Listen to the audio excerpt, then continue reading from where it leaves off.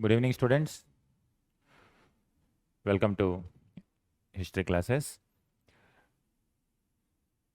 अब तक हम इंडस वैली सिविलाइजेशन किया है. आज हम शुरू करते हैं अर्ली वैदिक period.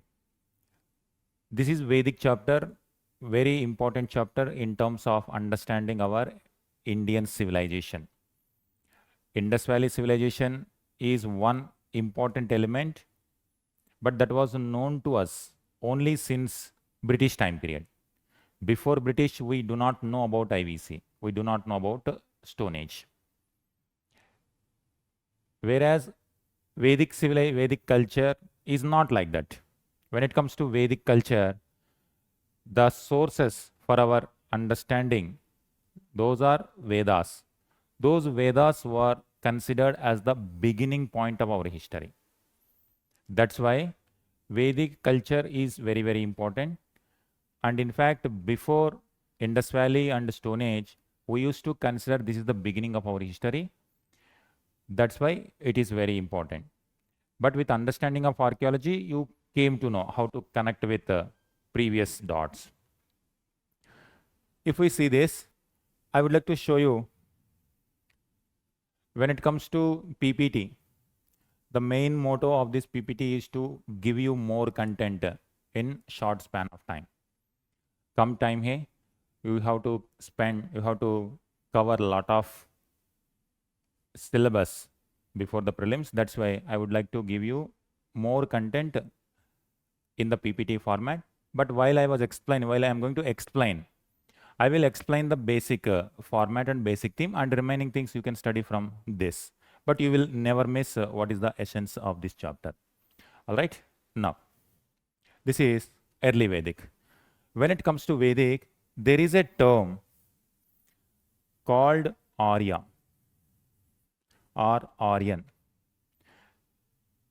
Since beginning, there is some kind of issue that who are these Aryans? Are they come from outside or are they were inside? That means they were there since the beginning of the time within Indian subcontinent. Because the term Aryan is also there in European languages. It is also there in Iranian languages.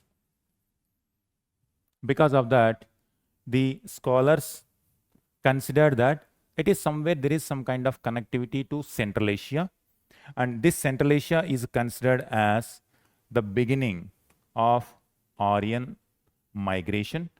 One branch went to this side, one branch come to Iranian side, one branch come to Indian side. So as of now, this is theory only. It is still going on.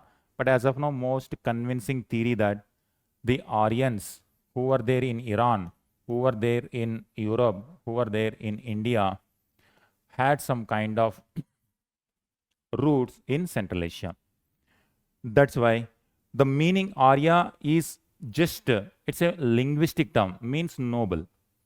But during British time period and during Hitler time period, it was misinterpreted as a race. Europeans considered themselves as pure Aryans. Hitler used the same argument to go for wars. Initiated Second World War also. But that now it is not the case. It is just a linguistic term meaning noble. And any person can be Arya. Any person, in this case, whoever knew Vedas, they were called Aryans. The meaning word Veda comes from with, that means to know. There are 4 Vedas. When it comes to Vedic period, you have to see that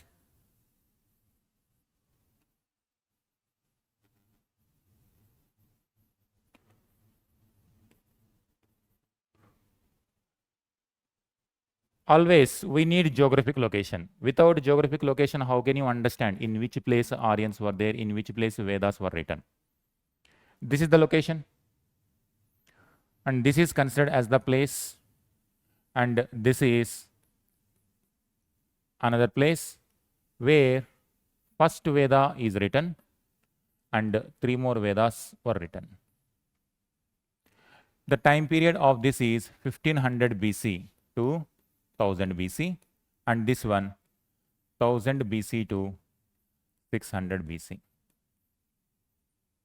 That's why we refer, this is only one Rigveda, also called Rigvedic period, we consider this period, first Veda. Remaining Vedas are developed in this Gangetic Valley. Gangetic Valley. And this is Indus Valley. The meaning Arya means noble. Around 1500 BC, there is some kind of migration. Very few people, it's not that a lot of people came to this area, few people. Already some people are there, IVC people. Now IVC plus Aryans migration, Aryans integration takes place. And this is going to give a new culture. Now, the combination of this culture when these ideas went into Gangetic Valley, now some more elements in Gangetic Valley, and it will result in new culture. This culture is going to be completely different from what is in Central Asia, natural. In Central Asia, some traits will be there, some traits will come, but the majority of the traits developed within Indus and Gangetic. That is why this accumulates Indian character or Indian subcontinent character. Oh, this is the one. Because naturally, geographically, this separates from other part of the world, even though this part of the world also separated, but due to Khyber Pass, interaction was there, and the new elements used to come, Indian elements also used to go. And same is like Central Asian influence is there. After some time, the Indian influence also will go there to the other side of the world as well. So this is the location. Try to understand. This is very important to understand Vedic period. Just location is Indus Valley and another one is Gangetic Valley. 4 Vedas developed: Rig Veda, Samaveda, Yajurveda, Other Veda. 4 Vedas are there. And this is how, which is considered as the beginning point of Aryan. There are certain commonalities in Europe, in Iran, and in India. These are the commonalities. Because all the 3 areas believed in horse, spoked wheel, chariot races, chariots, horses, wars and battles are common themes in Iran, in Europe, Greek, and in India. That's why all these are giving some kind of connectivity. But archaeologically, the earliest evidence of horse is coming from Central Asia. Earliest evidence of chariots are coming from Central Asia. Earliest evidence of fire cult is coming from there. Earliest evidence of sacrifices are coming from there, which are going to be common in different parts. That is why it is considered as somewhere in Central Asia could be the, as of now still the research is going on, but as of now the most convincing answer is somewhere from Central Asia they migrated. This is how it is considered as migration wave, and Iran, India, this side Europe also. And this is how. On what basis this is coming? Archaeologically some evidence came, but language wise also. It seems many modern languages emerged from this, the root words. For example, if you take English, mother and father. In case of Sanskrit, also similar terms like matra and pitra. Likewise, some terms are there which are having the similar meaning and similar pronunciation. So based on that, many languages have the similar words. Based on that, it is understood that our scholars are giving this theory. Next one. Mostly accepted theory is Central Asian origin theory. The main area, when they come to Indus zone, these are the rivers. In Rigveda, it is referred as Sapta Sindhva. That means 7 rivers. What are these 7 rivers? 7 rivers are Indus, and it has 5 tributaries. Oh, Indus is 1, and 5 tributaries. Total मिला के 6 हो गई. Now 7th one, Saraswati. 7. So Sapta Sindhva. So it is called Sapta Sindhva. Understand this? Indus, but Indus is English word. In Rig Veda, it is referred as Sindhu. And these 5 tributaries also have different names in Rig Veda. 7th one is called Saraswati. That Saraswati, Sindh Saraswati, but in English it is called Gagarhakra. On Gagarhakra only Kalibangan, Indus Valley civilization are also there. That's why the name also, it is more appropriate to say that Sindhu Saraswati Sabhyata. That's why Sindh and this one and Saraswati combination, we also can be referred for this culture. These are the names. What are the different names? These are the important names. Sometimes in prelims questions may come. Just you see, if you see some previous year questions like 1990s, this was asked. What is the match the following type? Which river is named in Rig Veda with what name? Jhelum means Vitasta, Chenab Askini, Ravi means Purushni, Bias Vipas, and Sutlej Sutudri. So these are the 5 important rivers and 5 different names. Indus means Sindhu and Gagarhakra means Saraswati. So these are the names that are referred in Rig Veda. And this is the location.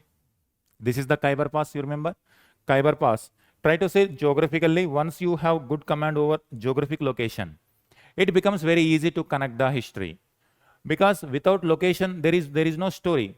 Without location, without the geographic location, there is no story. And now, do you see this one? Khyber Pass. This is the Afghanistan area, Kabul region, and this is the location. So these are the maps I have taken from the internet. So here Google is now showing Jammu and Kashmir part also, Pakistan territory. You can see this. And I would like to show this one. These are not the accurate because this is our territory. This is our territory. But this is how, when it comes to Google, government also trying to, lot of times, tried to make these maps like what we wanted. But due to geopolitics, they used to play politics like this. But this is how you see, always try to understand. One more reason why I brought this is the reason. When we talk about ancient India, it is not about, it's not about this modern day boundary. It is about Indian subcontinent. These boundaries are the modern day boundaries, but Indian subcontinent geographically, what is the location? In that context, you try to see our Indian history. So always, this is the natural boundary. Natural boundary means this one. This is Indus, this is Gangetic, Yamuna, and Brahmaputra. And when you go to, this is Himalayas, Hindu Kush, Khyber Pass. There is no modern boundary here.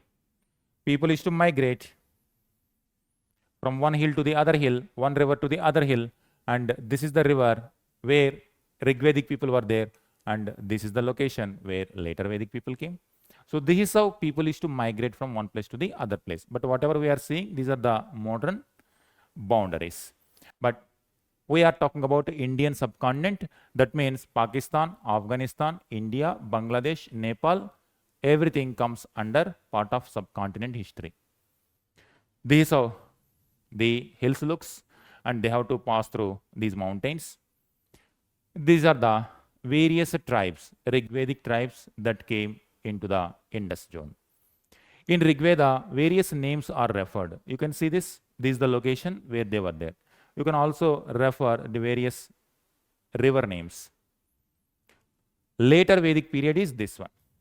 When it comes to Gangetic Valley, later Vedic, important. First aspect, economic life. There is a framework.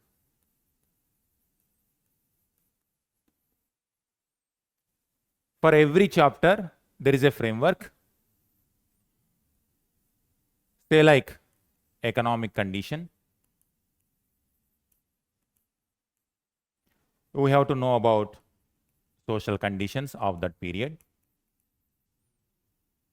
And we have to know about politico admin, then religion, then art and culture or art and architecture. This is the framework. Every chapter, say when it comes to Vedic, while you are preparing exam also, economic, social conditions of Vedic, political conditions, religion of, and art and culture or art and architecture of that particular chapter. Vedic done. Next one, Mahajanapadas. Again, we have to know about economic conditions during this time period, social conditions during this time period, political administration. Only time period changes. 1500 BC to 600 BC. This is the one. And Mahajanapadas mean 600 BC onwards, 321 BC. Same framework apply for next chapter, that is Mauryans. Again, Mauryan, economic conditions, social conditions, political conditions, religious condition, art and culture. So this is the framework, each and every chapter. That's why art and culture is not a separate one. Art and culture is the reflection of existing socio-economic, political, religious conditions. So that's why UPSC is also framing the sentences by mixing these dimensions. Be very careful. Now, when it comes to economy, like we have in case of economy, like in case of basic framework for entire chapter, similarly for economic condition also there is a framework. Economic conditions. So through this framework, if you see, it is very easy to understand each and every chapter. And many social elements, if you know for one chapter, if you know for Vedic chapter, same social conditions for rest of Indian history. Same economic conditions almost for rest of history. Suppose economic conditions, we have to know about agriculture. We have to know about domestication of animals.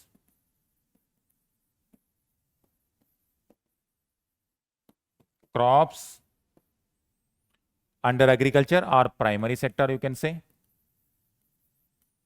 If you take secondary sector, that is artisan activities. Secondary. And if you go to tertiary sector, trading activities. Tertiary. And if you go to monetary system, what was the monetary system? Apply agriculture of Vedic, agriculture of Mauryans, agriculture of Mahajanapadas, then artisan activities of different chapters, trading activities, and monetary system.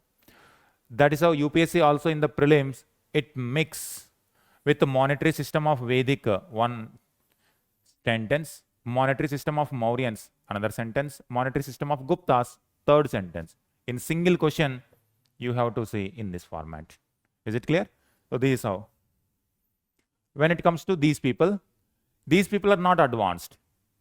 Just they are nomadic people, moving from one place to the other place. Cattle rearing is the most important for them. Cow is element, very important element in their economy. Horse is another element, pastoral activity. But it doesn't mean they do not know agriculture. They used to perform agriculture also, but in a limited way. Cattle rearing. In Rig Veda, the term Gau was mentioned multiple times. That means cow. Even people used to fight for the cow because whatever is wealth, people want to protect that wealth and somebody wants to expand that wealth. Conflicts used to take place. Many battles have taken place. And battles were fought for the cows. Even the name for battles also Gavishti, that itself is indicating that there is some connection between wars and battles and cow. It's a form of wealth. Many terms for different set of people also derived from cow. So this indicates that cow is very, very important animal. When it comes to Indus Valley people, bull is very important. It doesn't mean they do not know cow, but on the seals, cow is not represented.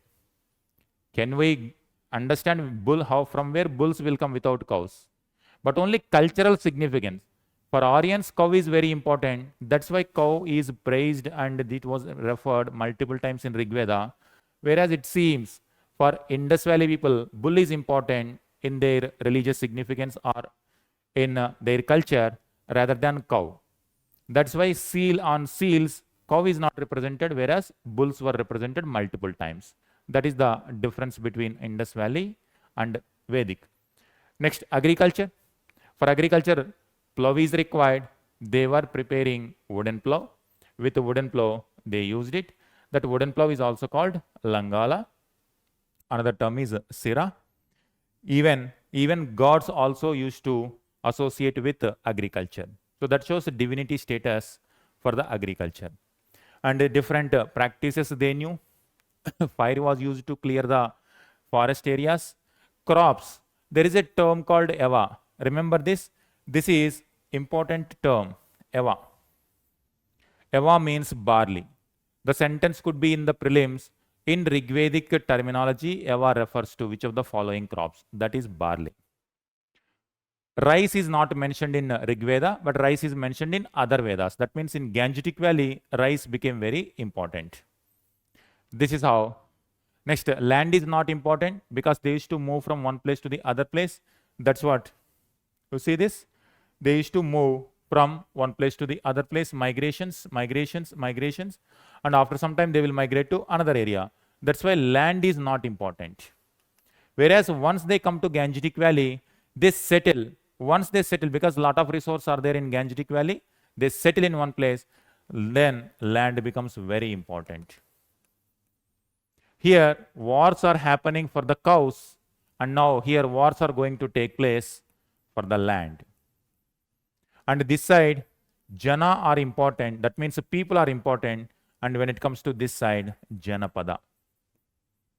Janapada means where people set their foot, that is Janapada, territory. So this is how people this side, territory this side, cows are important this side, land is going to be important. Land is not important in early Vedic. Next, artisan activities. For artisan activities also, there is a framework. I will give you now. Different type of artisan activities were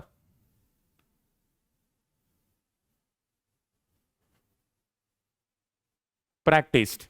And this framework will help you throughout your preparation.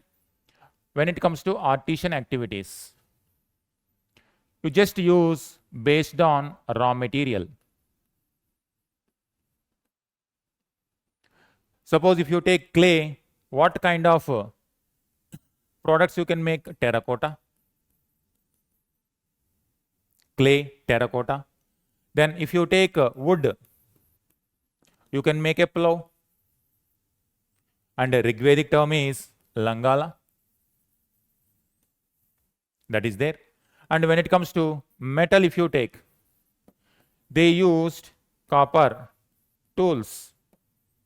Copper was referred as IAS. Copper was referred as, it was mentioned as IAS, that means metal. They knew copper.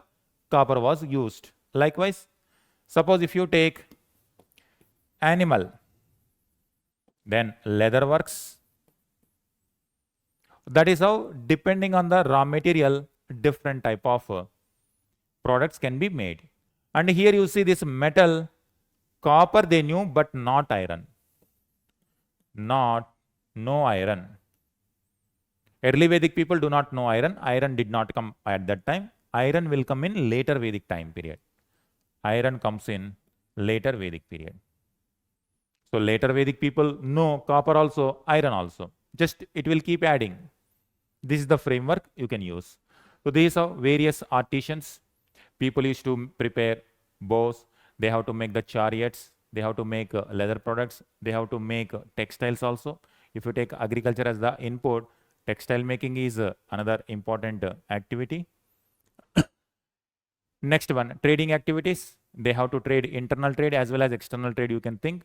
Internal trade means within Aryan community, where the external trade means with outside world.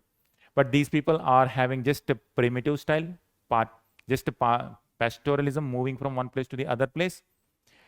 And they were not having advanced trading activities. Through barter system only, they were exchanging their products. Transportation, horses and bulls are the only way, by walking also, by bulls, through carts and through horses. Samudra is mentioned, but it seems Samudra is not the real Samudra or the real ocean.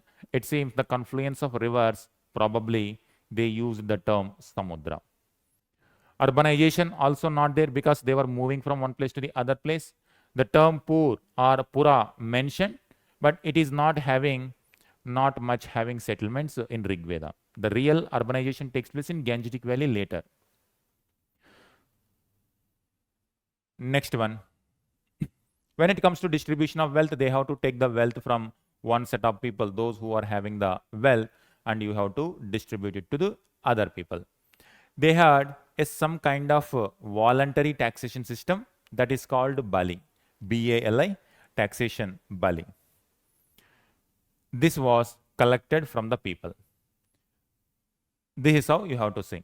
Monetary system, only barter system. If we go back to the framework, can you fill this from the prelims point of view? Let me see. We have discussed this much, but from the prelims point of view, what are the core elements? When it comes to agriculture, you just need to remember Yava. Yava means barley. That's it. And domestication means cow is important, Gau. The terms related to cow, Gavishti, wars for cows. These are. Now, when it comes to artisan activities, metal is known as IAS. Another potential prelims question. Remaining framework is useful for your mains, but when it comes to prelims, only those core elements only important. Those crux, the important terms only important for the prelims. Trading. Trading means barter system. Just there is no coin. There is a term called Nishka. Nishka means a kind of jewelry they used for exchanging mechanism. In Rig Vedic terms also, in later Vedic times also. But there was no coin in the Vedic period. Barter system only. So this is how monetary system means barter, no coins. Even though term Nishka referred, it is a kind of jewelry. Whenever it is required, they used to exchange. Otherwise, barter system. No coins. For the first time, coins will come in Mahajanapada time period. Could you get it? Now this is how. The important points are going to be this only. For our understanding purpose, we used to just draw one map where in which location they were there. So this is the location. And if we completely see most important things which you remember in Rig Veda means Ayas. Ayas means metal.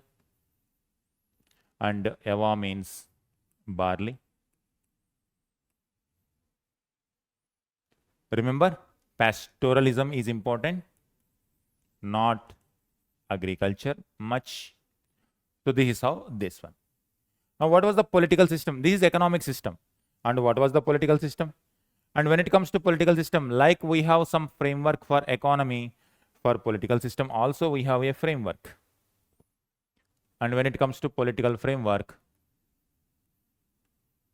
who is the head of the people? The name may change. The name Rajan, then different set of people will keep coming. We call monarch system, a republic system, oligarchy system. These are the names, different types of names. So here head of the entire section of the people. Next, are there any assemblies? Assemblies means the democratic institutions. Are there people involved? People involved in the politics or not? That is another one. Next, taxation. Taxation. What kind of tax they collected? And officers. These are some of the important elements of politico-administrative system. And during early Vedic time period, do you think is it going to be very advanced in nature? Obviously not. It is in the basic. And here people also can participate in the political because a less number of people and more people can take interest. As the population increase, people cannot participate in these assemblies. The head is going to become very powerful. That is how monarchs became very powerful, because as the population increased, democratic institutions, the power reduced, monarchs' power increased. They collected more taxes, and bureaucracy was appointed for the collection of the taxes and maintaining law and order, so that the Rajan or the monarch is going to become very powerful. So these are the, but in the early Vedic time period, advanced political system is not there. What is that? It's like a kind of tribe. Hardly these tribal population, like one tribe is equal to 100 people. Now for 100 people, there will be one chief. That is the tribal chief. Is called Rajan. They used to lead them in the battles, and they used to protect, maintain law and order in that particular tribe. And when it comes to powers, they did not enjoy unlimited powers. Assemblies will be there. Those assemblies used to give the directions to Rajan. Rajan has to perform accordingly. So Sabha, Samiti, Vidata, Gana, like different type of assemblies were there. As per these assemblies instructions, the head of the tribe used to function. Head of the tribe, Jana is important. That means the people are important. People interests are important. Janapada is not important in Rig Veda. In later Vedic, Janapada will come. Different forms of tribal assemblies, Sabha, Samiti, Vidata, Gana. And they used to discuss about military affairs, religious affairs, welfare of the people. It is modern. In the context of modern times, we consider these are like parliaments. Parliament used to give instructions to Rajan. Next, territory. Janapada is not mentioned. This shows people are important, not the kingdoms. So that means kingdoms are yet to establish. Next, when it comes to bureaucracy, functionaries, Purohita will be there. One officer, Purohita, used to advise the Rajan in all matters. Some important Purohit like Vishwamitra and Vasishtha. Vishwamitra is considered as more liberal, and whereas Vasishtha is considered as conservative. Because of Vishwamitra's efforts, the Aryan culture spread to non-Aryan culture as well, non-Aryan world as well. When the Aryans come here, now you see this, it may be 10 people or 100 people, we do not know exact number, but now these Aryan culture should spread to the other areas. Then only you can integrate with the local population.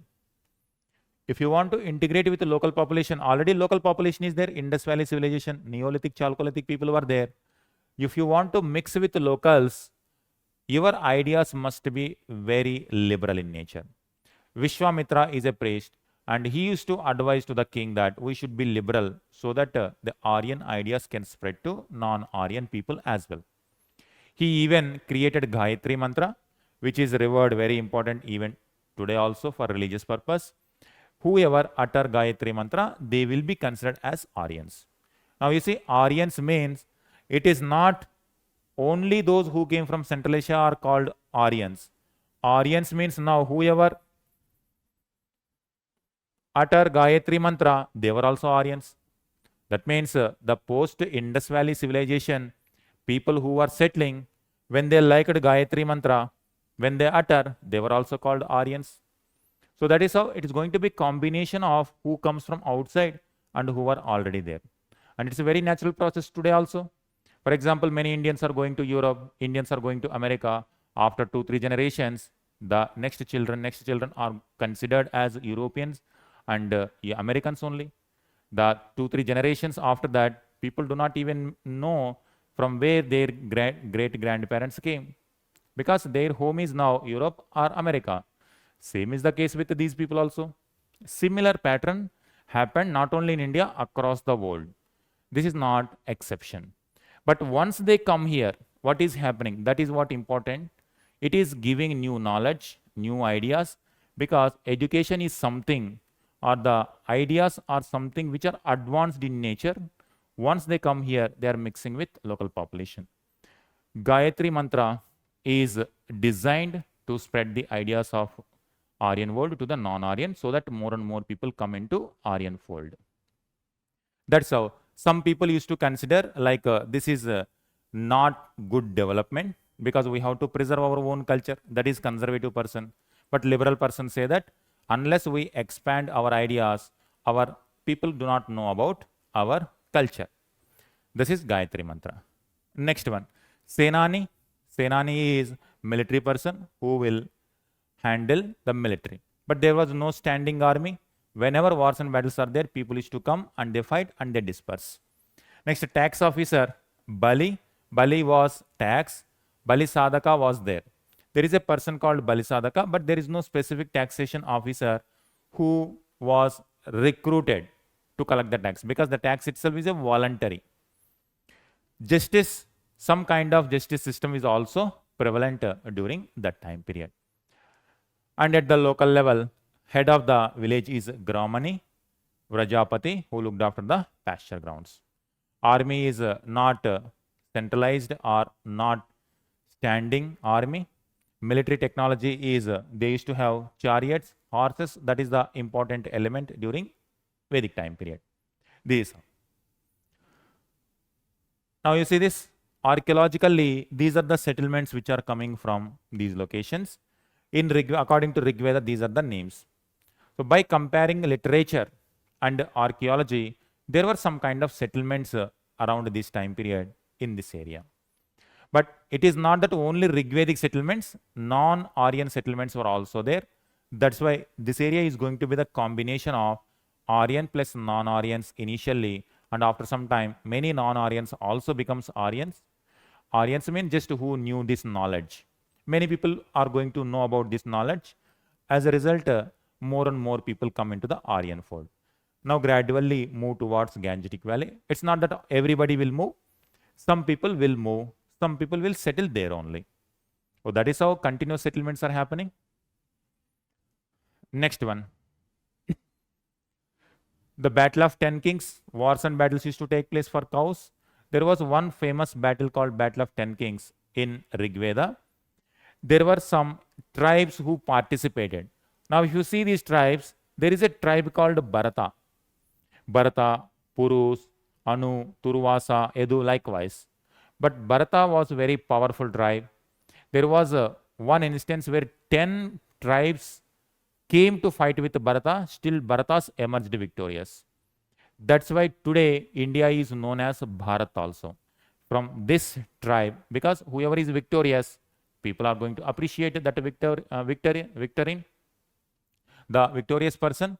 So that is how the victor is going to command a lot of respect. Bharatas were victors.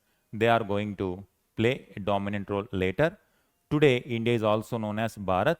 Just remember, Bharat is the term emerged from a tribe called Bharata. So when it comes to political, what is happening here? Many tribes, Rajan was there. One tribe is called Bharata tribe, and today Bharat came. After this much explanation, for prelims only these three terms only you have to remember.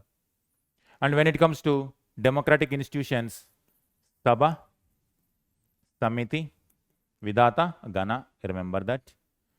Taxation is Bali, and officers, Purohit, Senani, likewise. Clear? So this is how. You read entire book, but after reading entire book, if you make one mind map like this, that's it. Whatever you know, because if I directly give you this mind map, you will not remember. Without knowing the story, it is very difficult to remember. Otherwise, it is becoming like mugging up. Don't mug up. You cannot remember. How many facts you can remember? It's not about one subject. So many subjects you have to prepare for prelims. That's why first understand the story, then make this mind map, then it will stick to your brain. And next one. Likewise, you try to, some other points are also there. Just go through that. Society. Economy is done. Polity is done. Now society. Like in case of other economy and polity, we have framework. For society also, we have a framework. Society means hierarchy or egalitarian. Is the system is egalitarian or hierarchical in nature? Next, population or people, family, women, education. Likewise, slavery. These are. Likewise, the social elements also will come. These are the social elements. If mains question is about explain about the society of Rigveda, means you have to write these are the subheadings. And if mains question is like explain about society of Rigvedic period and later Vedic, just to compare in each and every segment. When it comes to prelims, what are the key terms that are related to this? Now, when it comes to early Vedic time period, society is more or less egalitarian, liberal in nature, because very less population, 100 people, 200 people. The social distinctions are also not much. All people used to join together. It's like extended families. Only 100 people means if there are 5-6 families and entire tribe population. Even today also tribal population is more egalitarian, more equal. There will be no much wealth discrimination or wealth distribution problem will not be there. All are share in the almost similar kind of the wealth. Same is the case with this. Tribe, population, family, women condition, marriage, social division, inequality, slavery. This is the index. This is the framework. Jana. Jana is the term for the population. And Vis is another name for population. Janapada is not at all there. That shows Jana are the important one. Next, family is the basic unit. Joint families used to stay. Generations, they used to stay. Patriarchal society was there. Mind the family head is a male member. But women condition is more liberal in comparison with the future time period.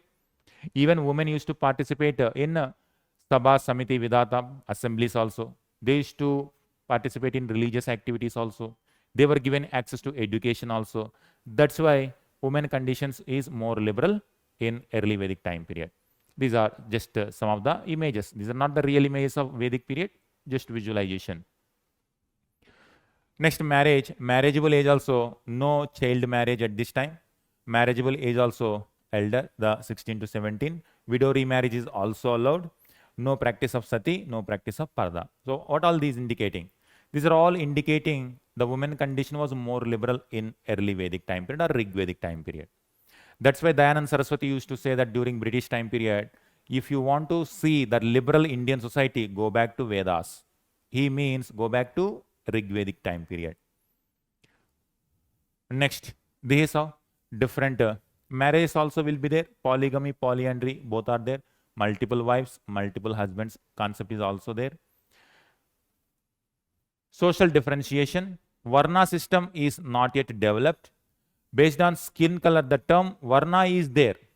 But that is not the fourfold Varna system at this time. Based on profession, the society was divided based on the division of labor. That means some were priestly class, some were warriors, some were common people. This is how social differentiation. It is not rigid differentiation. Slavery is also there, both male slaves as well as female slaves, mostly for domestic purpose. Not in case of Greek, the treatment of slaves very cruel in Greek region, but it is not like that in India. They were treated humanely, but slavery system is there. Next one, inequalities will be there, but not that much. Like someone will have horses, someone will have cows, someone will not have cows. That's why thefts also used to happen. Judicial system also used to be there. But more or less egalitarian in nature, not very much differences were there in the society.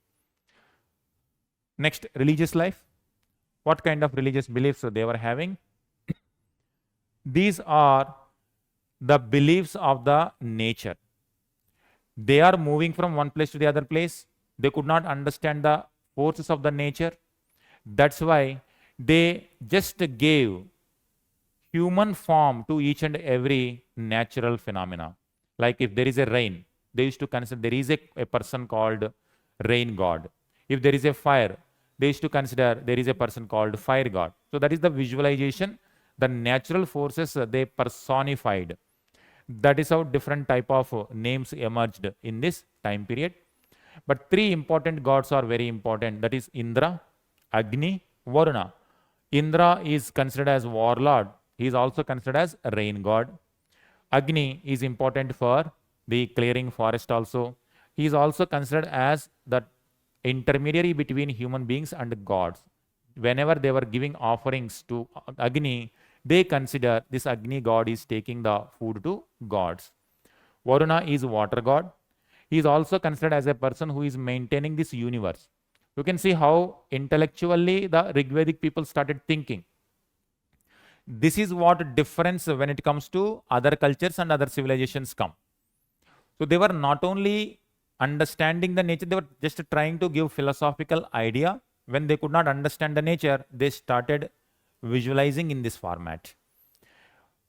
They used to think that there is an universe and this universe is run by a god called Varuna god.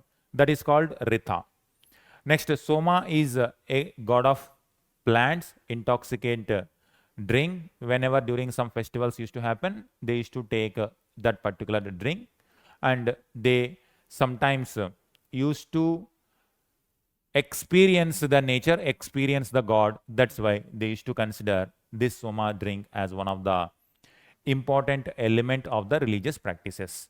Maruts, Yama, Rudra, Pushan, they were all there, but they were all minor. Agni, Indra, Agni, and Varuna. These are the three important. Women divinities were also there, like goddess River Saraswati, Dawn Aditi, and Usha. And even Gayatri mantra is also related to sun. Gayatri, another goddess, related to sun-related goddess. Sun is another god, and the sun has different gods, the sons and daughters, and among them Gayatri also comes. They used to offer barley, they used to do fire, they used to prepare fire altars, and they used to perform yajnas. That is how the religious life. Could you see? Now, if we go to framework, we have discussed these many things, but what are the important terms related to prelims mains? Now, when it comes to hierarchy, this is egalitarian. Wish means common people. There is no Vaishya, there is no Brahmana, Kshatriya, Vaishya, Shudra in Rig Veda. Just like this. Next, when it comes to family, patriarchal. Women, liberal. Education for all. Slavery also existed. This is the framework, and these are important points for the examination. Now, when it comes to religion, Indra, Agni, Varuna. Indra is considered as a rain god, and he is also war god. Agni, intermediary, and Varuna, Dharma or Rita. Cosmic order. Cosmic order. That's it. And these are, and there are other minor gods also. Observe this. Here there is no Trimurti concept. No Vishnu, Shiva, Vishnu not there, Shiva not there, Prajapati. These are the terms emerged in the later Vedic time period. This is the initial. Once those gods are going to become important, these gods are going to become subordinate gods to them. So supreme gods are going to be different in later Vedic, but in early Vedic, this is the one. So they used to perform yajnas, nature worship. So this is how you have to see. Is it clear? So just go through this. These are various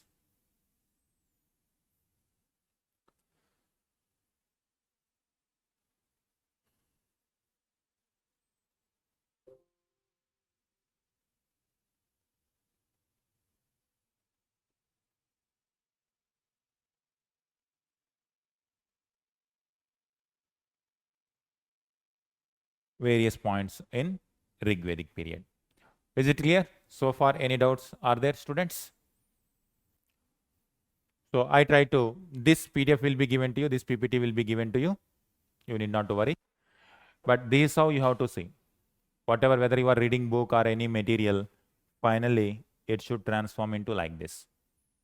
So that before examination, you can revise entire history in just 1 hour, 2 hours also, if you have this kind of short notes. Is it clear? Try to see, just to go through, just revise for 2 minutes, whatever we have discussed so far. If you have any doubts, please write in the chat box.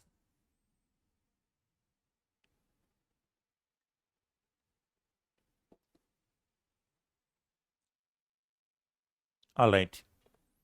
Notes will be provided to you. Notes will be given to management. They will forward you. All right. Panis. Panis is the term for traders. That was the term used in Rig Veda. They are considered as traders. These are all important elements are there here. And finally, you have to convert that into this. So if you follow this, most of the issues you are going to cover. Because UPSC don't expect that 100% of the questions you are going to answer. That is purely based on luck. Sometimes UPSC give chance, easy, medium level questions. We can answer all 14, 15 questions from the history. But sometimes UPSC intentionally may give 2, 3 questions very difficult. But do not worry about those 2, 3 questions. Do not worry about from which sources they are coming. You focus on 10, 11 questions. Those 10, 11 questions will come from these same sources, whatever you are already preparing. And this content is also taken from the same material, whatever we are all studying. So that is why you believe your sources, same sources, but in a more crux wise, more concise format, trying to cover in short space more number of points. All right, these are the points which we remember. If we remember these points, and more than enough. Because there are so many chapters, so many topics, ancient, medieval, modern. And in each and every chapter, you have economy, society related, religion related. So many facts are going to come. If you remember these basic facts, UPSC will give a chance that out of A, B, C, D or 1, 2, 3, 1 sentence, 2 sentences are going to be very easy. If you identify them, other parts are also can be answered. All right. So you will get the notes, no issue. Now we are moving to later Vedic. Now it is going to be easy, same framework only.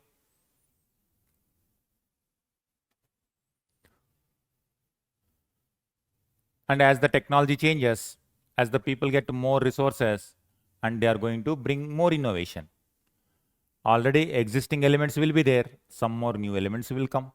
That is how our history. History is nothing but accumulation of these ideas for many centuries.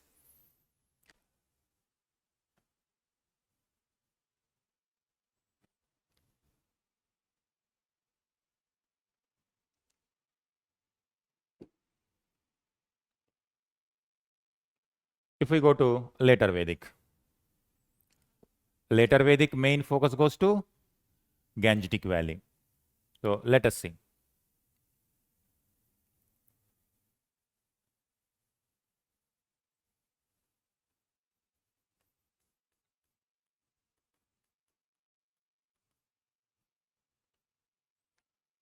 Later Vedic period.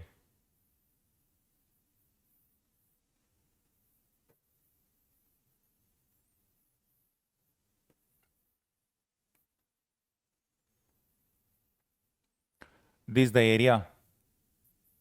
Main focus goes to this. But people are there continuously. IVC people did not completely or eliminated by Vedic people. That is not possible. That is not the case. IVC late Harappan people were there. On top of it, Vedic people now. Now, when it comes to 1000 BC, gradually more and more settlements started coming in Gangetic Valley also. By 600 BC, this area gained a lot of importance because a lot of knowledge developed. What is the reason? The reason is simple, the geographic reason. If we go by this,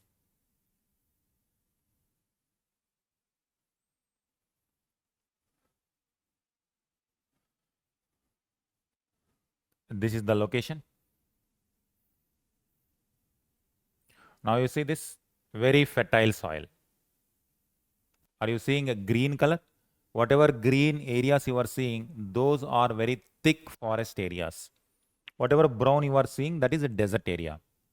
Now this is the map, 21st century, 2025, today's map.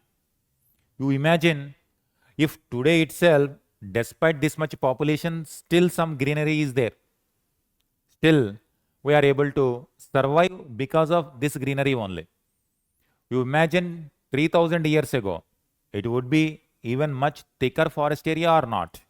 Definitely, population is very less, like 10,000 people, 20,000 people, 1 lakh people maximum you can say. But today, 1 lakh people is nothing. In few 5-6 streets in cities, you will find 1 lakh people. But here, entire Gangetic Valley, 1 lakh people might be there. That population was keep on increasing.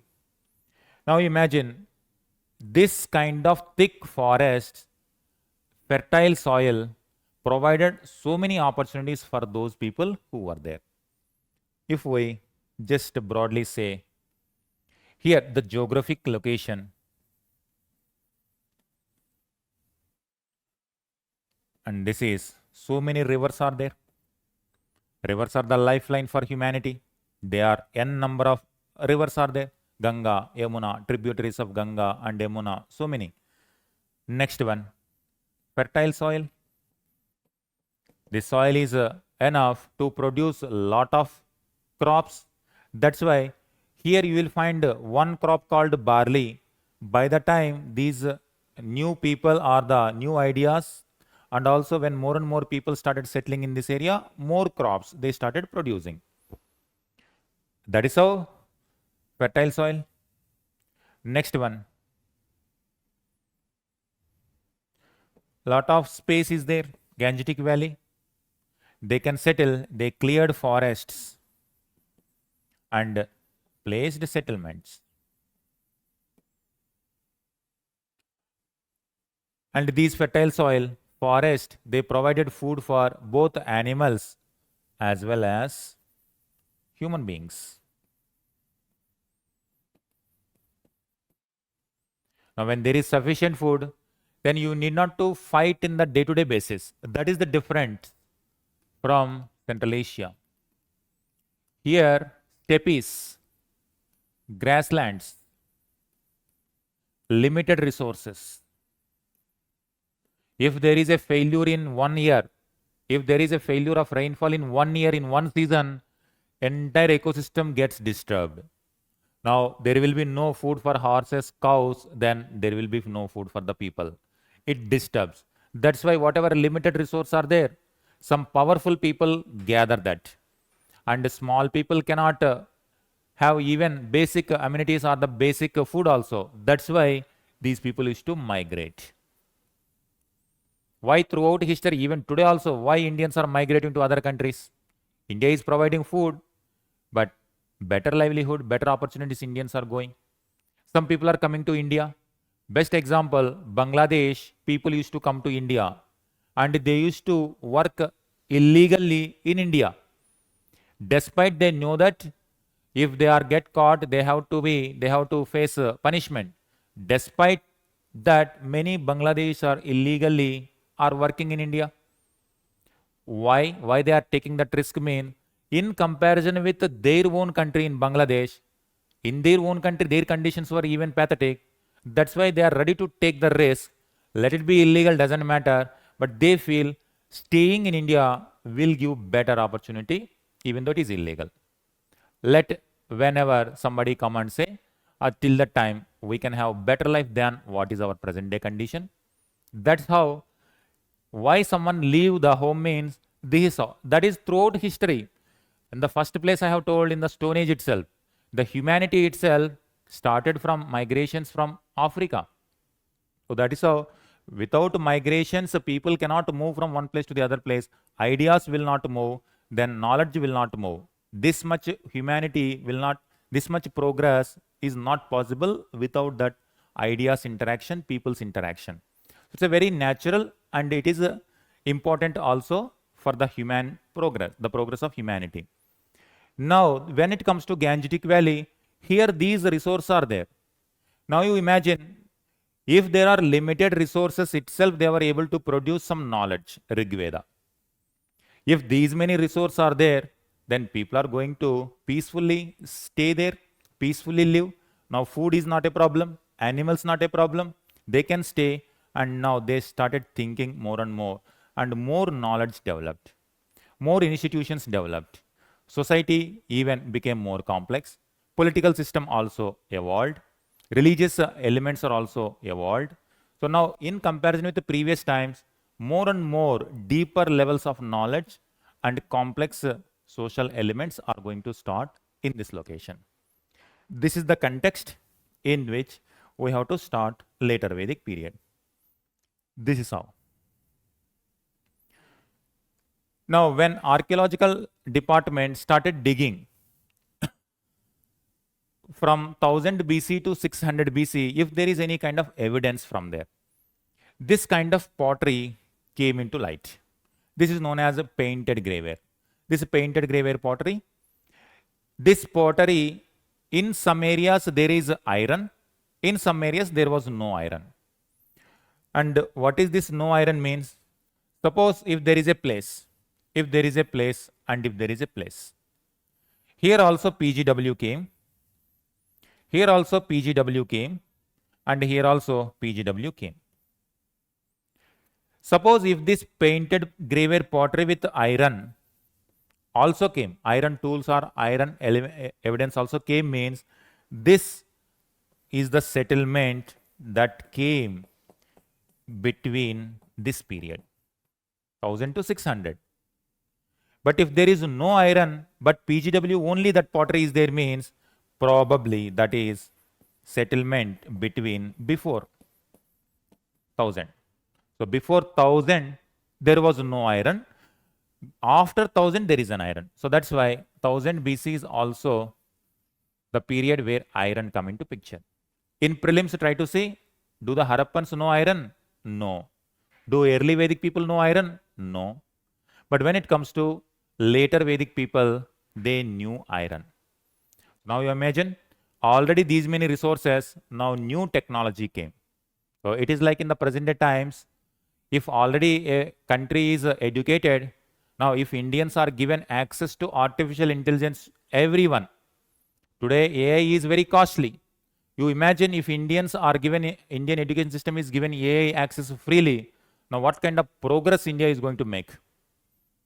So the technological advantage will make the society more progressive. Already, so resources are there. Now these resources are now going to be utilized even to the next level by this availability of new technology, that is iron. But in some places, this pottery without iron is there, that is PGW. No iron. So here, early Vedic, archaeologically, PGW without iron, that is early Vedic period, and PGW with iron, that is later Vedic period. Now some knowledge they have, technology now they got, iron, resource, natural resources like rivers, fertile soil, forest they got. Now imagine what kind of progress they are going to make. First time you are going to see kingdoms. First time in Indian history, the society segregation also, fourfold Varna you are going to see. First time you are going to see so many changes with iron technology you are going to see. First time Upanishads come. First time epics, Ramayana, Mahabharata related to this period only. That is the case. This is the one. This is the pottery that came into light. Now you see this. This is early Vedic. The next by 1000, the focus goes to this area. Remember, the focus goes to this area, but some people already continuously settling in this area as well. In this map, it is not visible. Here some people were there. When they migrate to this, does it mean everybody will migrate? No. Some people continues to stay there only. It is their home. Those people who feel not comfortable there or want to explore more opportunities, they will move. Now what is happening here? This is where you need to understand nowadays prelims questions are also touching Indus Valley civilization, Chalcolithic and Stone Age. That is the reason why I am stressing that point. This is the same area IVC. This is the same area Neolithic, Mehergarh, first village. Neolithic people were also, some people are there. Chalcolithic people, late Harappan people, now early Vedic people. Combination. That is how a distinct culture will emerge over here. Now, when there is a migration, some of these ideas will go, new ideas. Already in that area, Neolithic, Chalcolithic, people were also there. Because we don't know what name they called themselves, that's why we don't know. We are calling with the archaeological name Neolithic, Chalcolithic. That means the previous settlers. You simply give previous settlers. Now, some people who knew Vedas are simply Rig Veda. Initially, they know only one Veda, Rig Veda. Those who knew Rig Veda also migrate. They mix with the previous settlers. Oh, that is how another new dimension is emerging in the Indian culture. This period is the foundation for the core Indian identity. This is the location. When more and more settlements started coming, more and more interaction is about to come. Now, the economic condition, just I have already explained, the economic conditions are going to be like now territory is going to be important. People started using the term Janapada. That means if you protect one area, automatically you are going to protect all the people within that.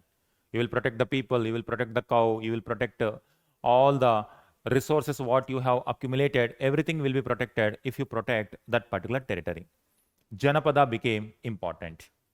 Now, agriculture became important. Agricultural related tools also started emerging. Now,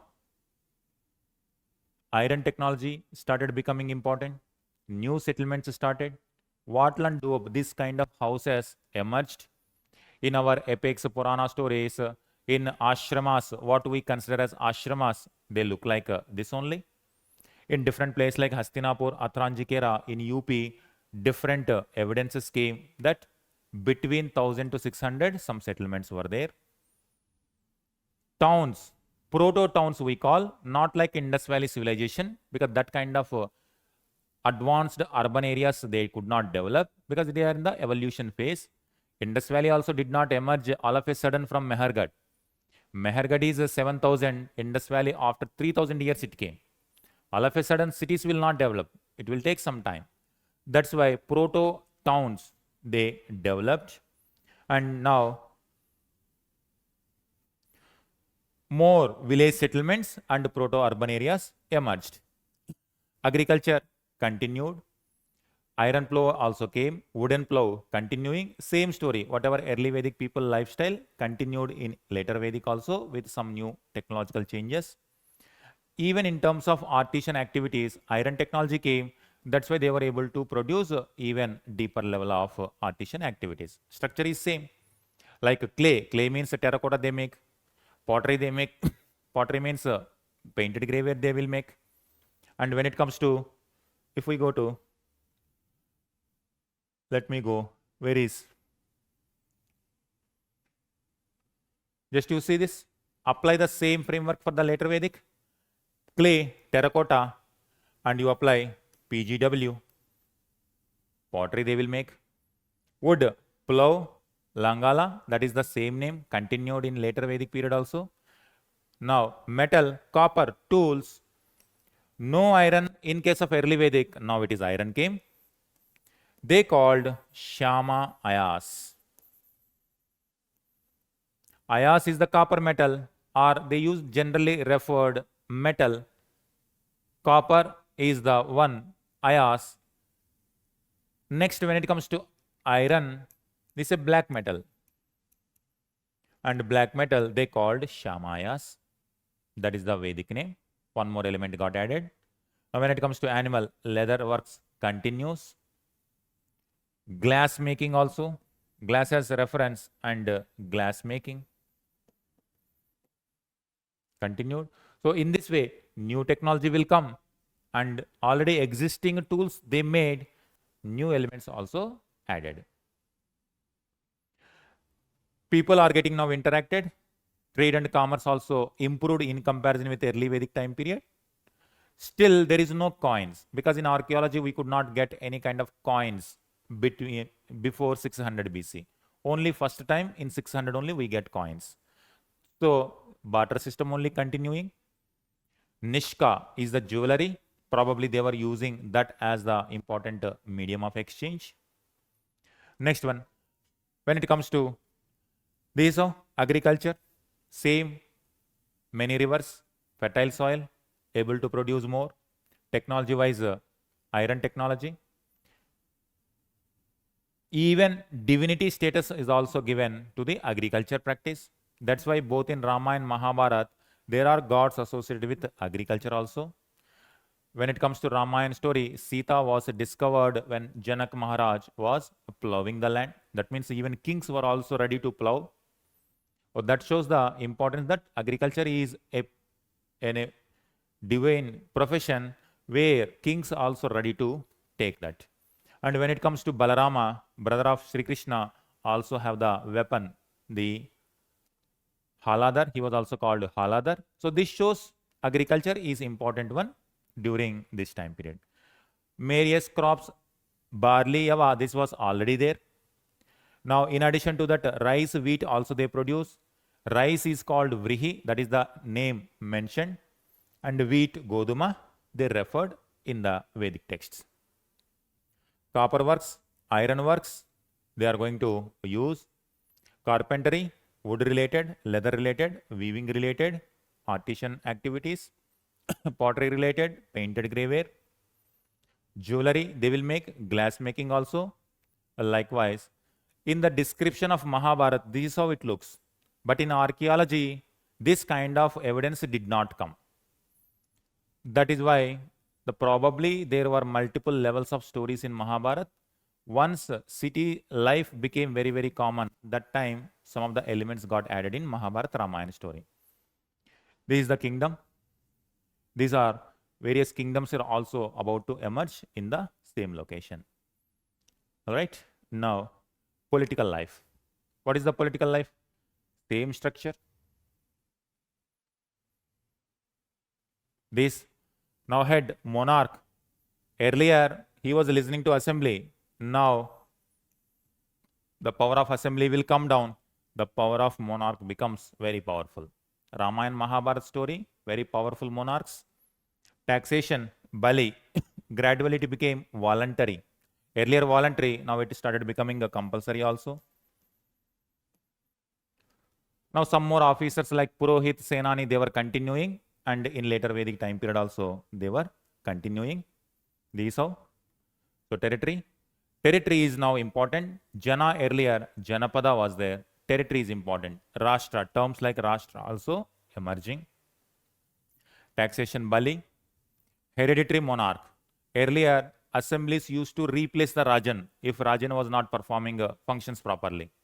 Now, assembly cannot replace the king. Only one king is there means only next person from the same family is going to be the next king. That kind of norm also emerged now. Rituals and sacrifice also to make the rulers very powerful also emerged. Shomeda sacrifice, Rajasuya sacrifice, Vajipaya sacrifices. These are the various methods through which the Rajan is going to become very powerful in front of the people. Various sacrifices also emerged. Bureaucracy, priest, Senani, chief queen, and some other functions are also there. Gramani, that is a similar kind of local style emerging, continuing. So same, only the structure is same. The powers of Rajan increased, powers of assembly decreased, taxation is gradually becoming more constant or permanent, not compulsory, not voluntary, but compulsory. When it comes to officers, some more new elements will come. Society-wise, what is the society here? Now, without looking at the content also, you yourself can answer this. Earlier egalitarian, now Varna system emerged. Fourfold Varna system. Brahmana, Kshatriya, Vaishya and Shudra. And some reference to Chandalas also, that means outsiders. Also referred. Why? Now, different professions emerged. Society became very complex. Now, there is separate profession for Brahmanas to perform sacrifices, to have command over knowledge, Vedic knowledge. So, those now full-time people who are involving in knowledge gathering and accumulating knowledge and performing sacrifices, they separately became Brahmana, separate Varna. Kshatriyas, now a separate community were involved in administration and ruling. Because every action, every activity in the society became a profession, separate profession. That's why different identities emerged for different set of people who are performing these functions. The term you can see here, wish. Wish means common people. Now from wish, it turned into Vaishya. Wish is the common people term. Later it became Vaishya. And common people mean they are the agriculture people, they are the artisan people, they are the traders, they are the common people. And same is the case with here. But gradually the term Vaishyas was given to traders. And the Shudras were performing hard labor. They were supposed to perform the works of upper three Varnas. Likewise, it emerged. And when it comes to family, patriarchal. When it comes to women, now more restrictions came. Child marriage, sati practice also. In terms marriage, also they will not have much say. Parents will decide or father will decide. Education access was also not there. Likewise, differences emerged. Liberty, they curtailed, more restrictions. Education, Vedic knowledge. Vedic knowledge. But now education is not accessible to everybody. Women, Shudras do not have the access. Other three Varnas have the access. Brahmana, Kshatriya, Vaishya have the access. Slavery continued. This is the society. Do you see any difficulty in this? Once you know the structure, then it is going to become very easy. Some points relate to early Vedic, some points relate to later Vedic. All right, this is the social life. And you see this? Brahmana, Kshatriya, fourfold Varna system emerged.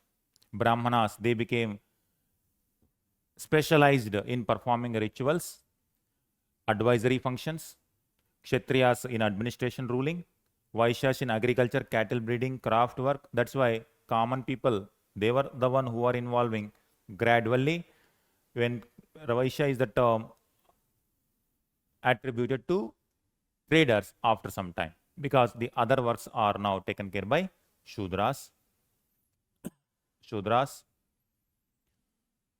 Family, patriarchal, women-related conditions are going to be limited. In terms of marriage also, now as the society is becoming more and more complex, a new institution called Gotra also emerged. That means the people related to one particular family related, it has to be named with Gotra. Institution of Gotra appeared in later Vedic times. Literally means cow pen or the place where cattle's. Cow is a very important animal. From there, this Gotra also emerged. And same Gotra means, that means same family. They don't want to marry within the same family and they want to marry from outside. Exogamy. Ashrama system emerged. Brahmacharya, Grihastha, Vanaprastha, Sannyasin. Now, systematic institutions are emerging in society that a child, what should be done? After some time, when a child come of age, he must be married or she must be married. And as a householder, some function should be performed. After some time, they should leave the life home to their children and they should go for simple life called forest life, Vanaprastha. And thereafter, whatever knowledge they accumulated, they have to give it to the society, that is in the form of sannyasi tradition. Now you see, society become very complex. Different areas are gaining different specialization. That is how this knowledge is emerging. When it comes to religion also, same in the case of religion also. People are going to have more complex and deeper religious beliefs as well. Indra, Agni, Varuna, they were the one earlier. They are not going to be important. Here, a new set of gods are going to be very important. Prajapati, Vishnu, Rudra, those were minor gods in early Vedic. Now they are going to be very powerful people. The gods now equated with rulers are equated with gods. Gods and rulers, now you will see the interaction. Vishnu is a preserver. Prajapati is the creator. And Rudra is considered as the destroyer of this universe. Indra, Agni, Varunas were just functioning under the command of these people. Vishnu is considered as the ruler of this universe. On the earth, a ruler or monarch or Rajan is the ruling person. That's why now a ruler and a god became equated. That's why Lord Rama is a Kshatriya who is ruling. Likewise, that concept's also emerging. Idolatry, people started worshipping even idols also gradually emerged during this time period. Sacrifices of animals, it is becoming more and more mode of worship. To satisfy the gods, the sacrifices became norm. More and more cattle wealth is being decimated. Violence was growing. Performing yajnas, but sacrifices they were performing. Some people are going to question this, but this is how the society evolved. Dakshina or donations also used to take place. Some people questioned these violent form of sacrifices. They were there in the form of Upanishads. So Upanishads, before the emergence of Buddhism and Jainism, Buddhism condemned violence, Jainism condemned violence, but before that Upanishads condemned. That is why after Upanishads, Jainism, Buddhism emerged. They questioned them and Upanishads started giving new interpretation to the religious rituals. They told these many rituals are not required if you want to reach moksha. That's why you don't require these complex rituals. Upanishads. When it comes to sources, Rigveda is the only source and PGW without iron. But when it comes to here, other Vedas are the sources. Samaved, Yajurved, Atharvaved, along with Rigveda. Every Veda is having 4 different parts: Samhita, Brahmana, Aranyakas, and Upanishads. So these are Rigveda Samhita, Rigveda Brahmana, Rigveda Aranyakas, and Upanishads. So what are they? When it comes to Samhitas, they are hymns, praisings of gods. Brahmanas are the explanations to these hymns. Explanations to these hymns. Aranyakas means forest books, forest knowledge. What it shows, forest knowledge means in Vanaprastha some people will go, some knowledge develops. When the Rigvedic people or when the Aryan culture integrating with the forest people, and forest people ideas also enter into Vedic ideas, and they were codified in Aranyakas. Upanishads, philosophical. These are for each and every Veda, these kind of 4 subparts also emerged. Rigveda is praisings of God. Samaveda is a musical tone to the Rigveda. Samaveda do not have any kind of extra information. If you study Samaveda, the content is Rigveda only. But what difference will come means Sama mean how music, how to pronounce, how to praise gods, how to sing Rigvedic hymns. That is, Samaveda is considered as a beginning point of Indian music also, according to the literary tradition. But does it mean IVC people do not know music?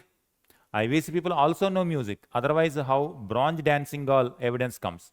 If bronze dancing girl is there means some kind of music also might be there in Indus Valley civilization. But in literary format, we have Samaveda is the beginning point. Next, Yajurveda, performing yajnas. It is related to yajnas, how to perform yajnas for various occasions, various rituals.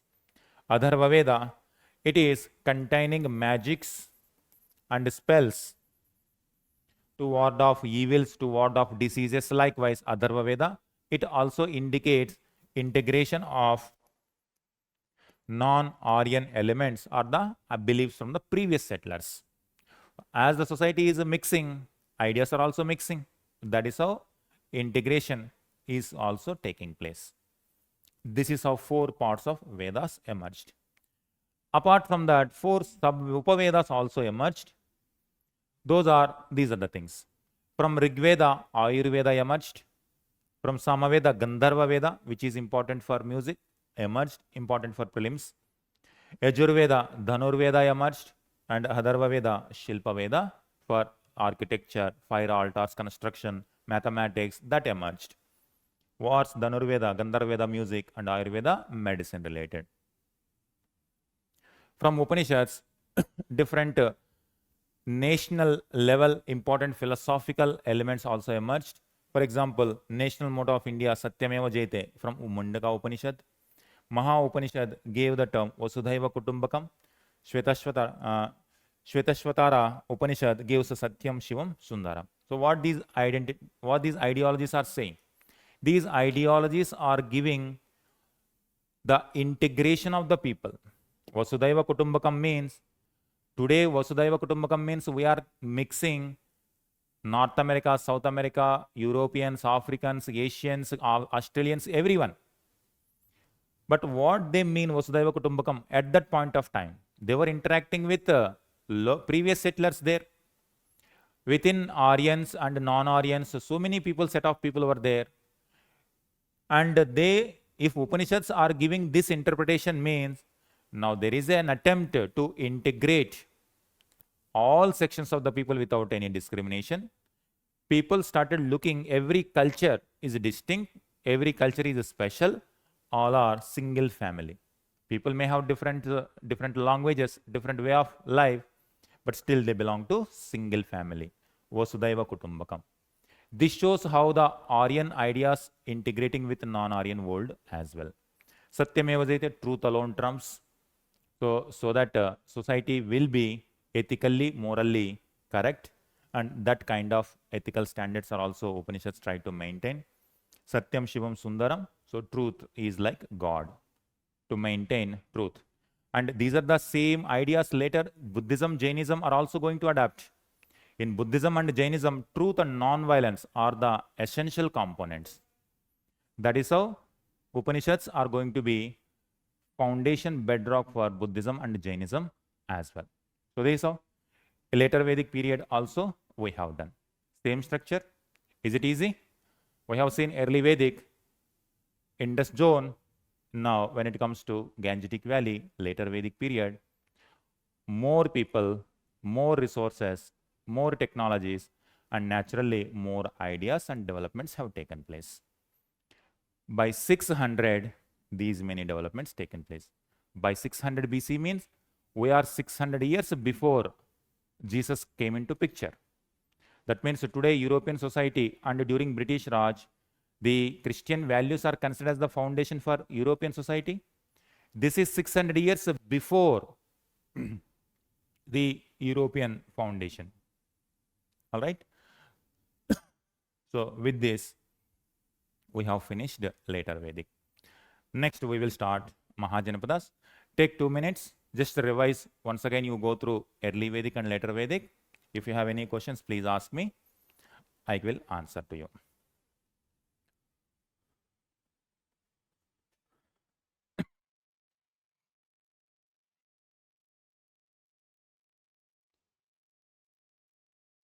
Please ask me if you have doubts. Other students, please go through, revise whatever so far we have discussed.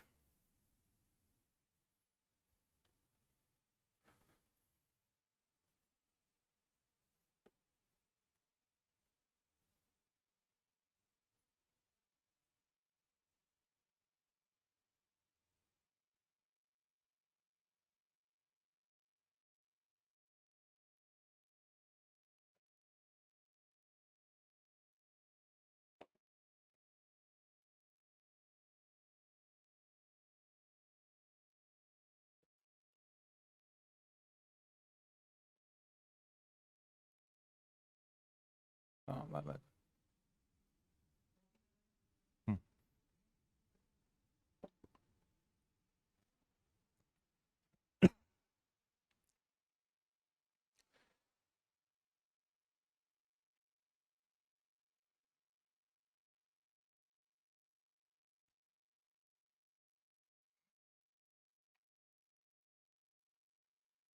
Yes, you can rely on the PPTs. PPTs will give you crux notes. From the prelims point of view, the terms which I have mentioned in the PPTs, those are the one which you require for prelims examination. All right.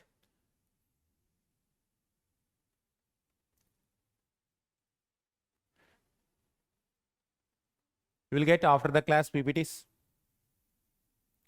After the class, I will provide to management and you will get it.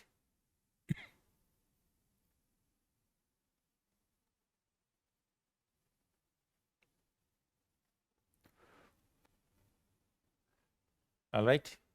Now,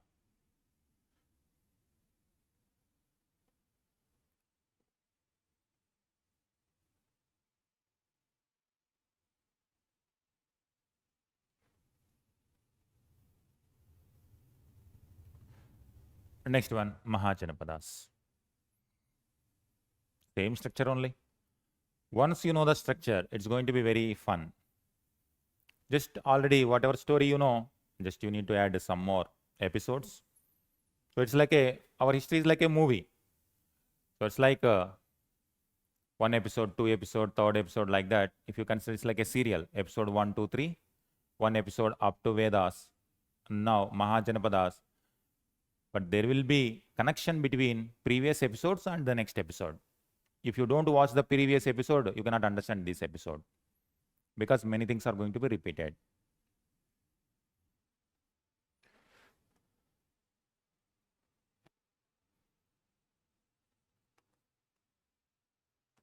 Mahajanapadas. Time period.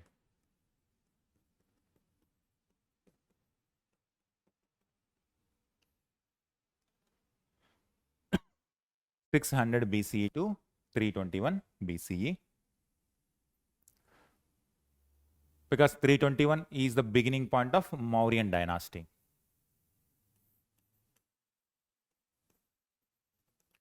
This is Mauryan, and this is before this Vedic period.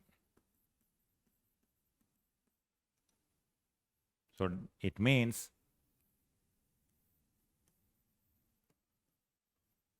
Mauryan life, Vedic life. Is it possible sudden changes? No. This life continues plus new elements will add, and this combinedly they will enter into Mauryan life. New elements will come there.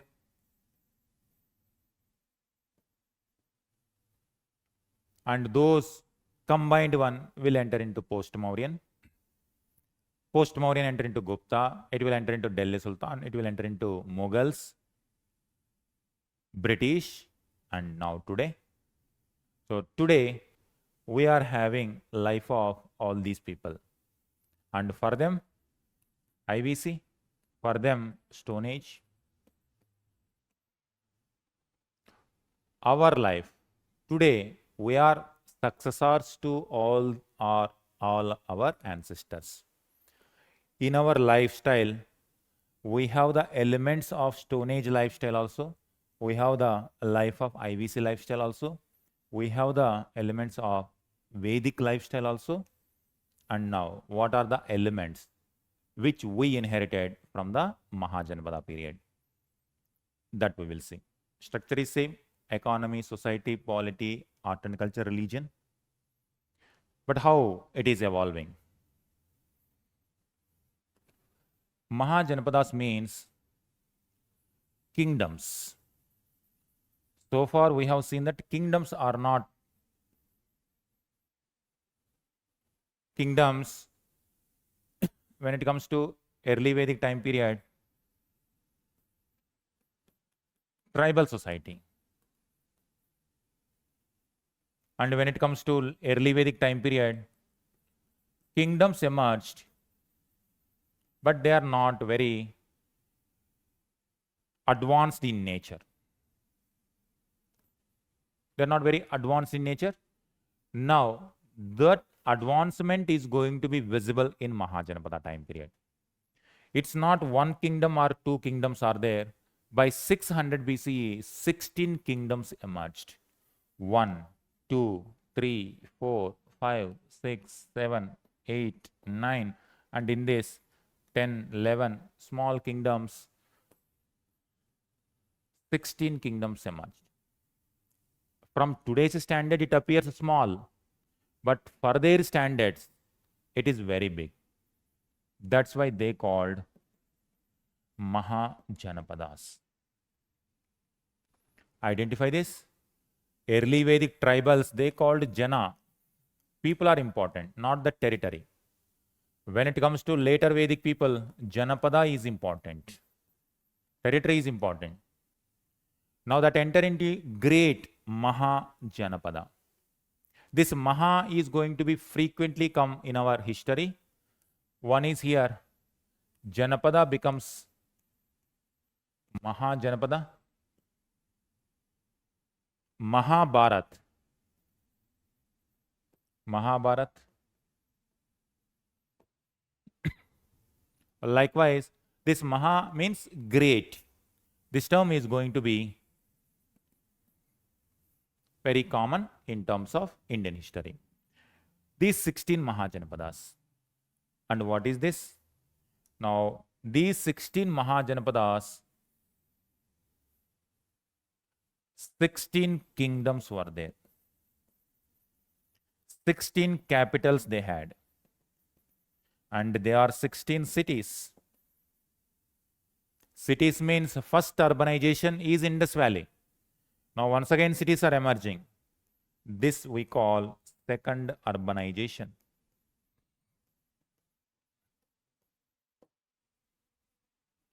UPSC mix the first urbanization took place in Gangetic Valley. Is this sentence correct or not? Sentence is, in Indian history, first urbanization emerged in Gangetic Valley. No. Indus Valley is the first urbanization. Gangetic Valley is the second urbanization. Second urbanization, Gangetic Valley. Could you see how, if you miss Indus Valley civilization, if you do not understand Indus Valley, this question will confuse you. That's why you should not miss any chapter. No matter whether few points only you are remembering from that chapter, doesn't matter, but do not miss that chapter. At least you will come to know, you will be able to connect when you read Mahajanapadas, when it touches with Indus Valley. Now you will get some point with respect to IVC also. Second urbanization, this is Gangetic Valley. First urbanization, Indus Valley, that is IVC culture. 600 BC. Now you see, between first urbanization and second urbanization, how many centuries passed? First urbanization declined 1900 BC.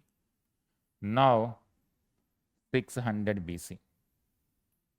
1300 years it took. It has taken 1300 years to witness.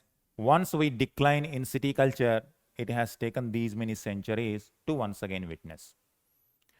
In our history is so deep, you will find these kind of examples multiple times. If there is an empire, very powerful empire, if it disintegrates, again it will take at least 4 or 5 centuries to once again enter into one powerful empire. So that is why today also we are very much concerned about internal security. Means this only. Today India is unified. These are the boundaries of modern India. Suppose if India divides into multiple pieces, then what will happen? It will take hundreds of years once again to unify. That's why we are very much cautious. Constitution is trying to protect this unity and integrity. In our preamble itself will be there. Our fundamental rights talks about it. And our syllabus also, GS3 internal security separate syllabus is also given. Why? We should not break this territory into multiple pieces, multiple kingdoms. Government should take all the steps. There will be so many problems, but how to solve them? History itself will give some clues. What are the reasons for the unification? What are the reasons for the decline also? Here in this context, urbanization declined, 1300 years had taken, once again urban areas emerged. But this is, core area is now Gangetic Valley, earlier it is Indus. Now in this zone, already Vedic ideas are there. Vedas means Sanskrit language. Now in this period, other languages are also going to become important. They are Prakrit and Pali. Vedic knowledge, Brahmanical knowledge is already important. In addition to that, new ideas are going to emerge in this time period, Buddhism and Jainism. What are the factors for Buddhism? Jainism means economic conditions, political conditions, social conditions. Economically, wealth, a lot of wealth created, huge differences. Some are becoming ultra rich, some became ultra poor. And some people could not digest this and they wanted at least a distribution of the wealth so that people will not die out of hungry while some people are wasting the resources. Socially, fourfold Varna system came, and this fourfold Varna system created some tensions. Vaishyas started feeling that when they are the one who is creating wealth in different economic sectors, but in the religious order, religious merit, they were given the third status. Brahmana, Kshatriyas are enjoying the privilege, whereas Vaishyas in the third stage. Brahmana, Kshatriya, Vaishya and Shudra. Now these are the two sections. They need not to pay tax, but whereas they were paying the tax. And no tax, but the status is number 1, status is number 2, but status is 3 and 4. That's why there is some kind of discontent in this section of the population. They are looking for some kind of new idea which will give them at least equal status. They may not want a higher status, at least equal status. That is how socially. Economic changes, social changes. When it comes to political changes, violence is increasing, continuous wars and battles were going on. Continuous sacrifices are going on. Ashwamedha sacrifice, Rajasuya sacrifice, then Vajpaya sacrifice. Likewise, that's why some kind of violence, some people don't want these continuous wars and battles, because if neighboring kingdom is in war, trade will not take place properly. Traders want law and order. Traders want a smooth movement of the people.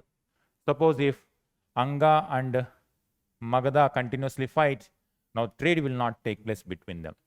Traders don't want this. Even today also, if India-Pakistan fights, industrialists from the both sides, both from Pakistan and India side will say that we want peace so that we can do business with each other. That's how today also. And America and Russia says together each other that we don't want conflicts, we want peace so that America and Russia can do business. China and Russia can do business. China and USA can do business if there is no conflict. That's how people are looking for some ideology which will preach non-violence. Religion-wise, sacrifices, complex sacrifices emerged. People are looking for, because these sacrifices also involved wealth. If you have wealth, if you have resources, then only you can go for complex rituals. Common people cannot do all these rituals. That's why some people wanted simplified rituals so that all people can perform these rituals. All these factors led to rise of new ideas in 600. Mahajanapadas chapter is nothing but what are these economic, social, political, religious dimensions. You see this? This is how early Vedic, later Vedic. These are 600 BC new urban areas.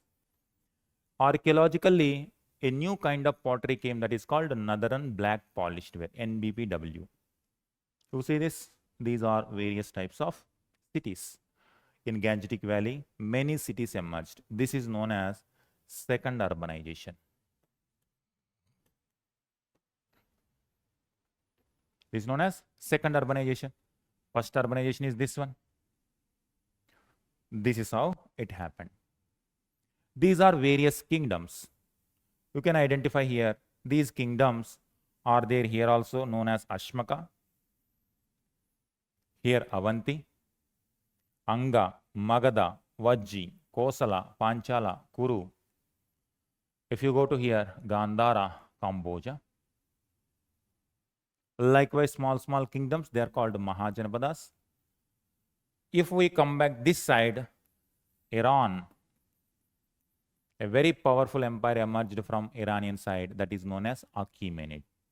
From prelims point of view, this is also important because this empire is going to interact with this side.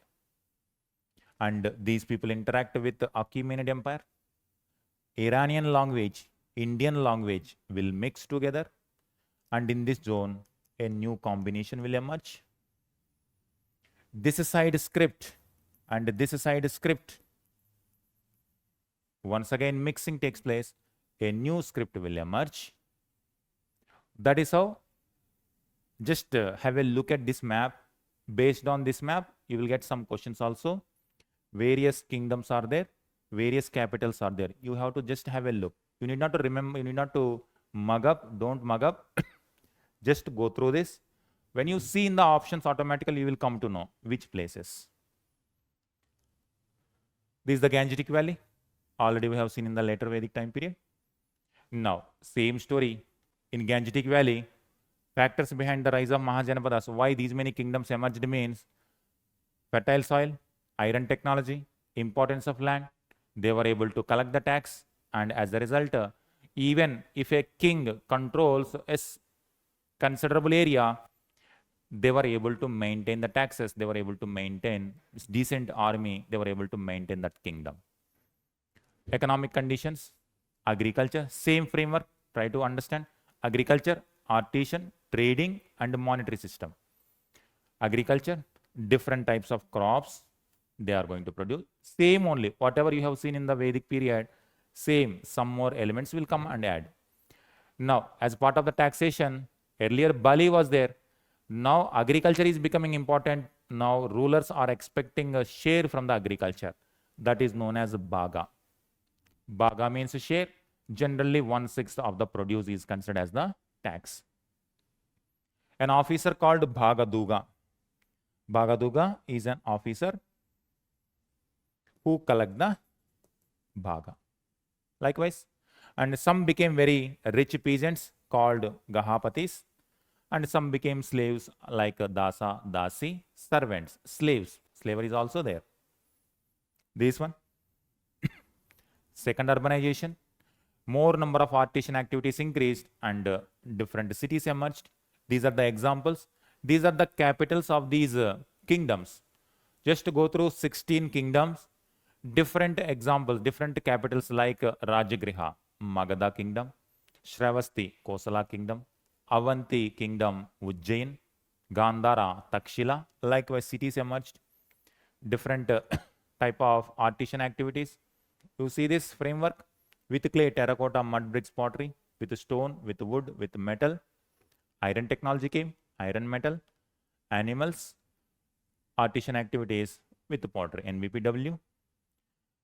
Coins also came. Monetary system, coins. Important question for the prelims. First time coins appeared in which time period? Mahajanapada time period. They are known as punch-marked coins. But punch-marked coins means these coins. Interesting fact is, this is a coin. Today, if government of India gives any coin, whether it is 1 rupee coin, 10 rupee coin, 20 rupee coin, anything, some year will be there here. Whatever year that is minted. But in case of punch-marked coins,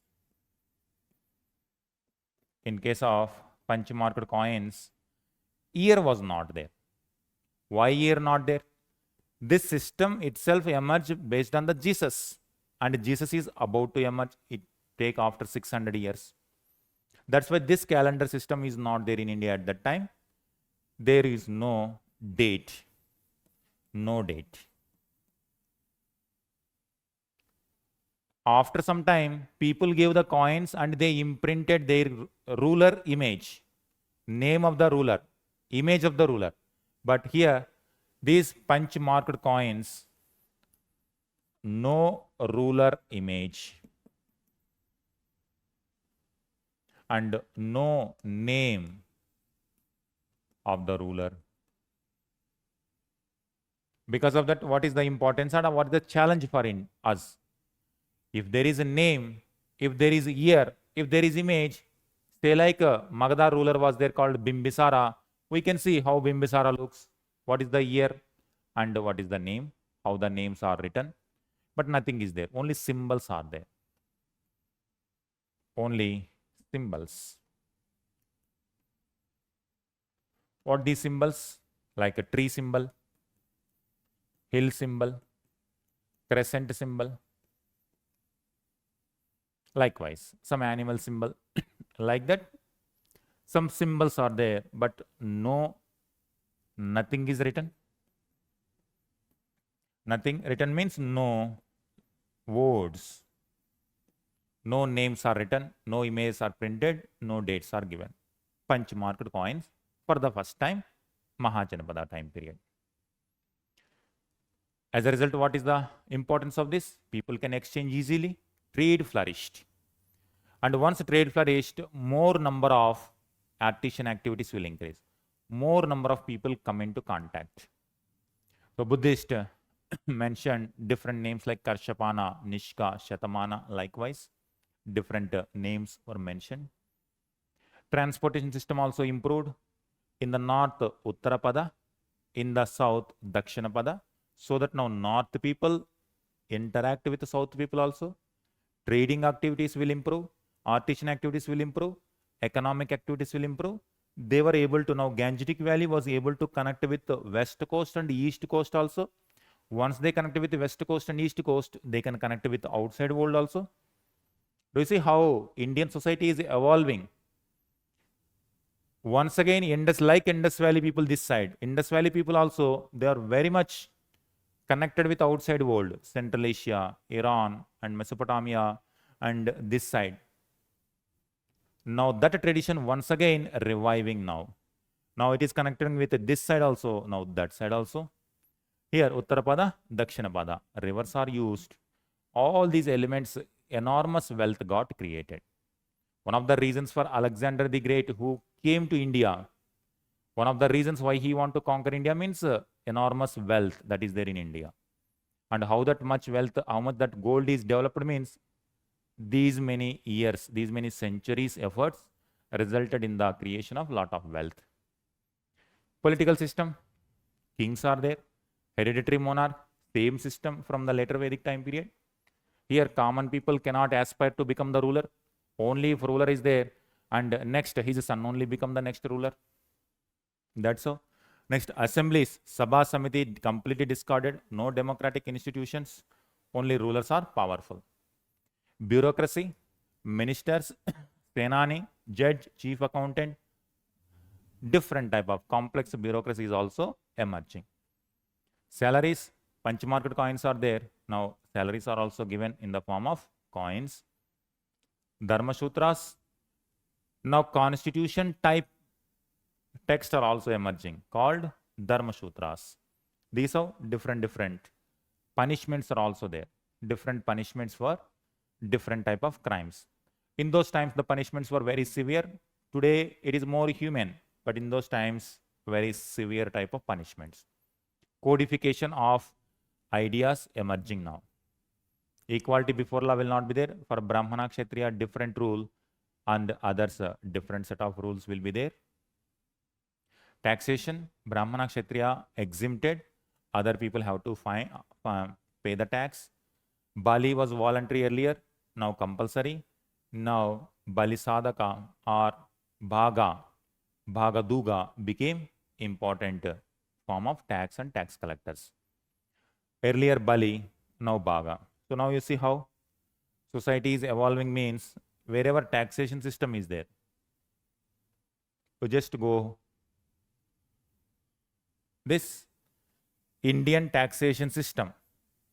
Suppose history of taxation in India means Vedic times, Bali, Mahajanapada time period, Bhaga,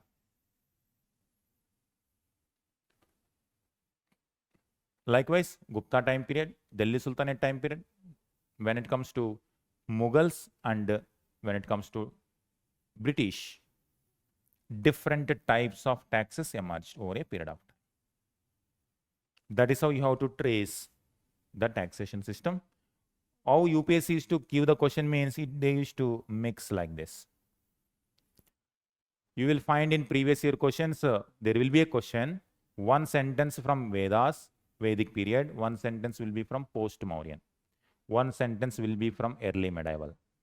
Now, if you skip the chapters, you cannot answer this single question. You have to have idea about each and every chapter to answer one question. That's why even though UPSC is giving 10 questions or maximum 15 questions, but indirectly it is touching almost every chapter. This is the taxation. Next, rural administration at village level, Gramani, Grama Bojika.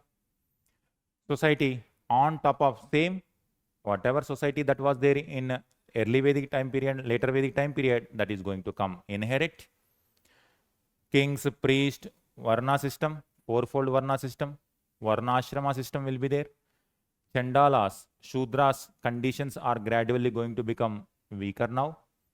Family patriarchal, son preference, education system, same like Vedas. Takshila becomes important education center. Takshila University will emerge. Rural areas and urban areas will emerge. So likewise, economy and society emerged. When it comes to religion,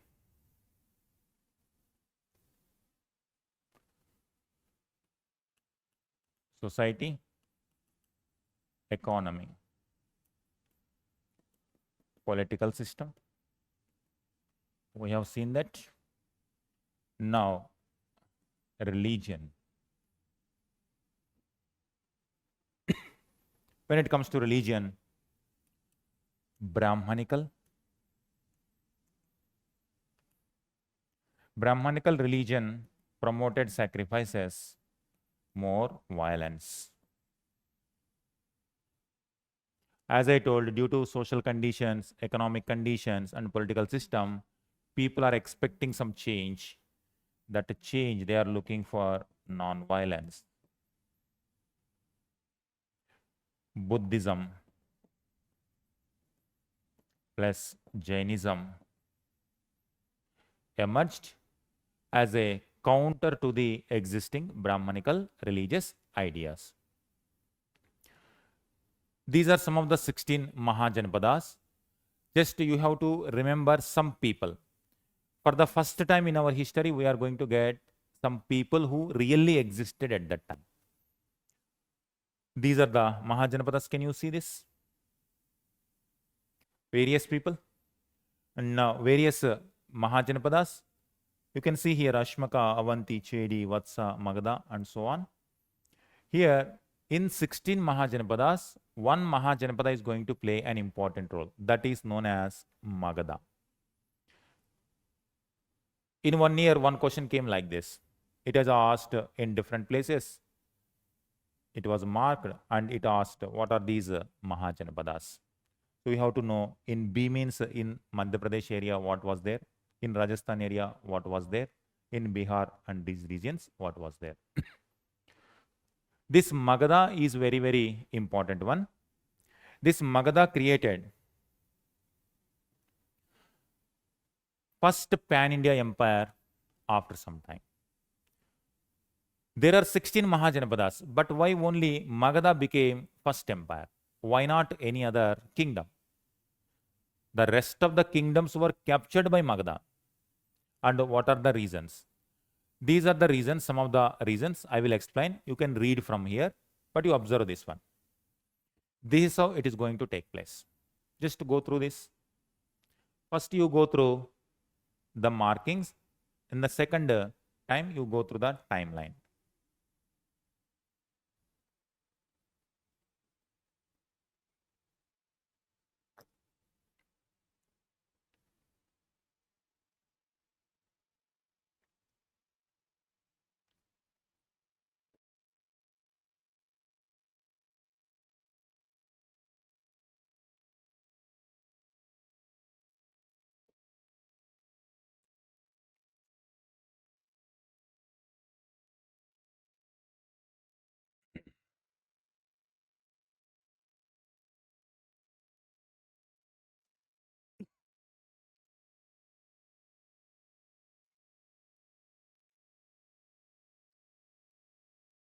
Identify this. Now, one kingdom, very small one, which started somewhere in Bihar region, and now after some time it is going to become pan-India empire. Along with Magadha, there were other kingdoms also, but why only Magadha became like this means it has some special factors, special reasons. I'll just make a, it's already given. For your explanation, I am drawing this one.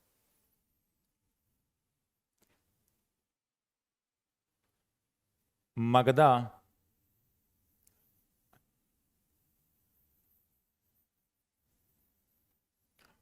same reasons already we have touched some of them. This is the area, Magadha. It is in present day Bihar. It has capitals Rajgir. It has capitals Pataliputra. For some time, it has capital Vaishali. So this is the capital. These are the three capitals at different points of time. From there, the power of Magadha reached all the way to Kandahar, present day Afghanistan. So it was controlling this much.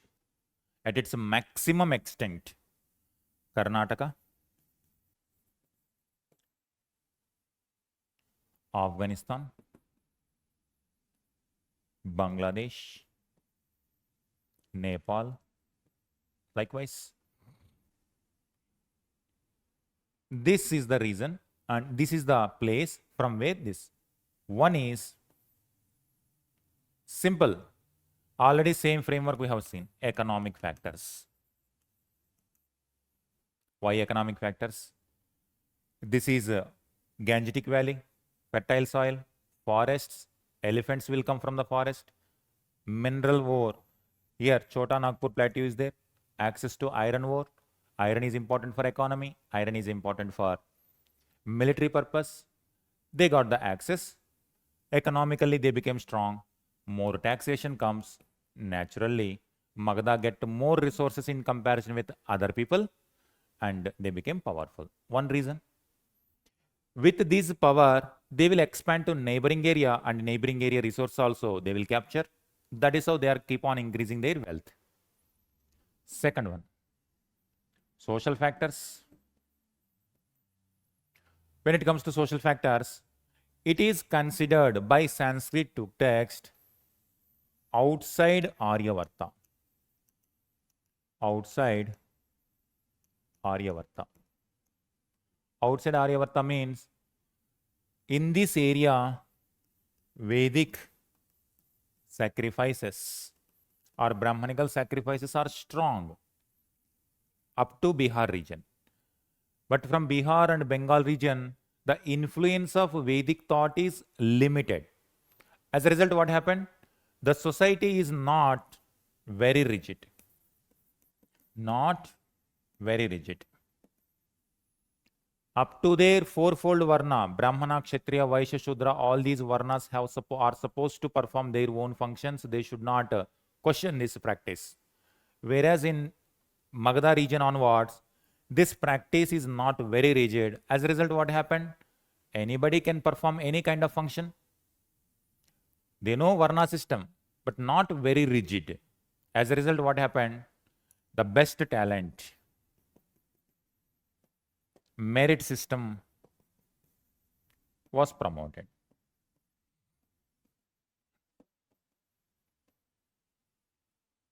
Merit system was promoted.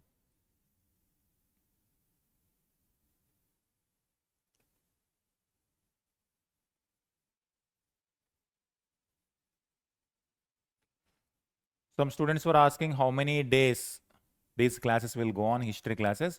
40 hours. We planned 40 hours.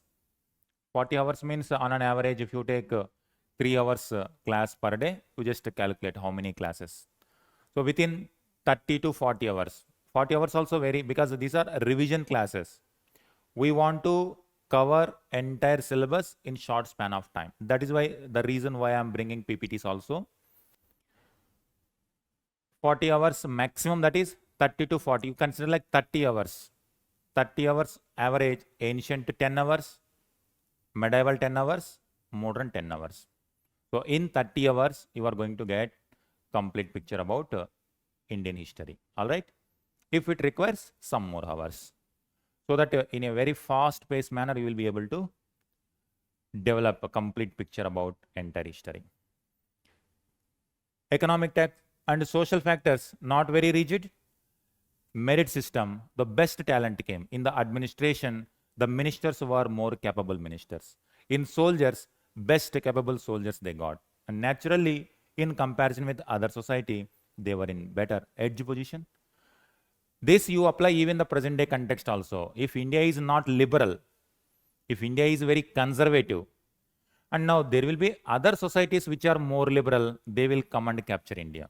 British have done the same thing only.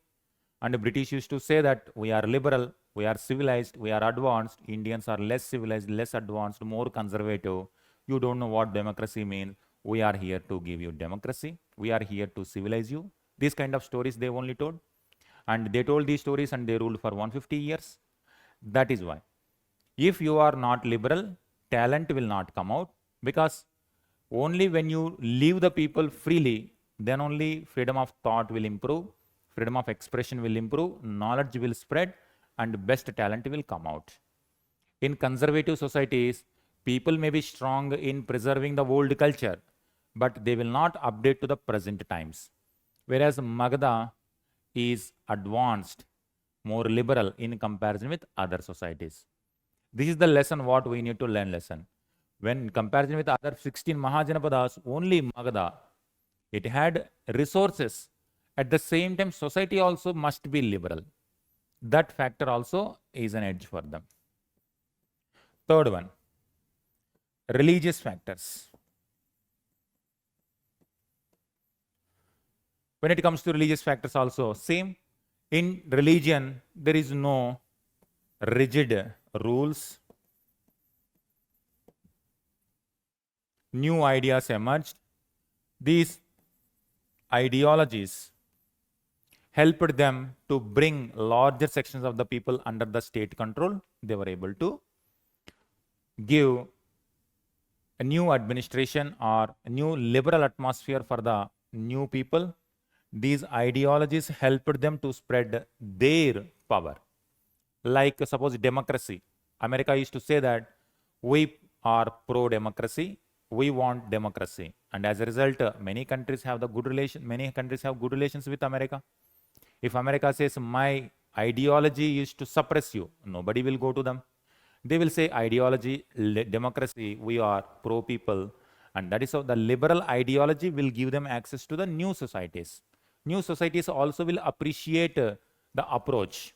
And that is how the Magadha, wherever Magadha was going, Magadha is seen as a liberating force rather than a conquering force.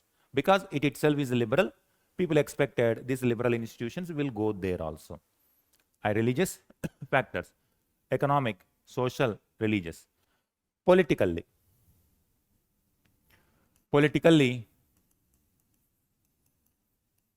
some powerful dynasties.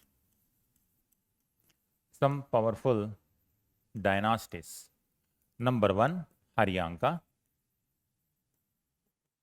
That is Bimbisara, Ajatashatru. Two powerful rulers, Bimbisara, Ajatashatru, they contributed in expanding Magadha kingdom. Next, Sishunaga. In Sishunaga dynasty, they also expanded, like Sishunaga, Kalashoka. Sishunaga and Kalashoka. Third one, Nanda dynasty. So these are the powerful people or good leadership, you say.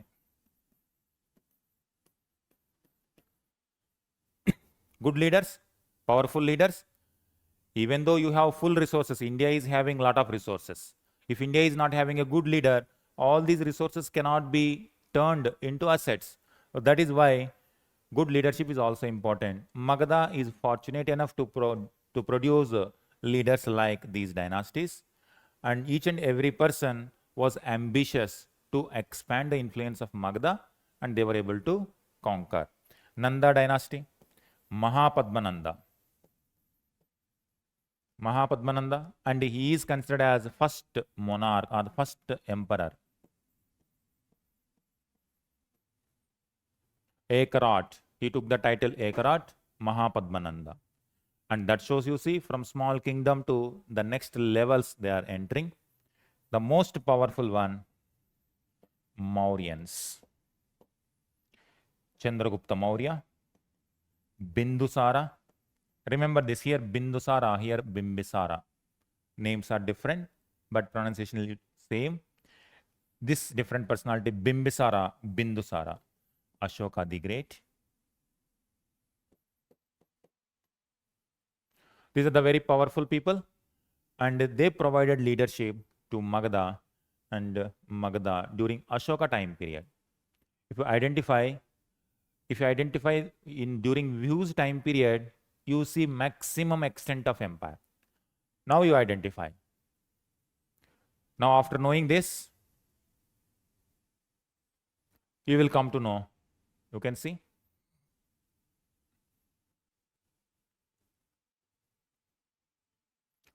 Sishunaga dynasty, Nanda dynasty, Chandragupta Maurya. Then after that you see Bindusara, Ashoka Maurya. Ashoka time period, it was the maximum extent. So that is how these political factors helped Magadha to make one small kingdom into very powerful empire. It is the first empire in our Indian history to have ruled completely entire Indian subcontinent, barring deep south and northeastern part.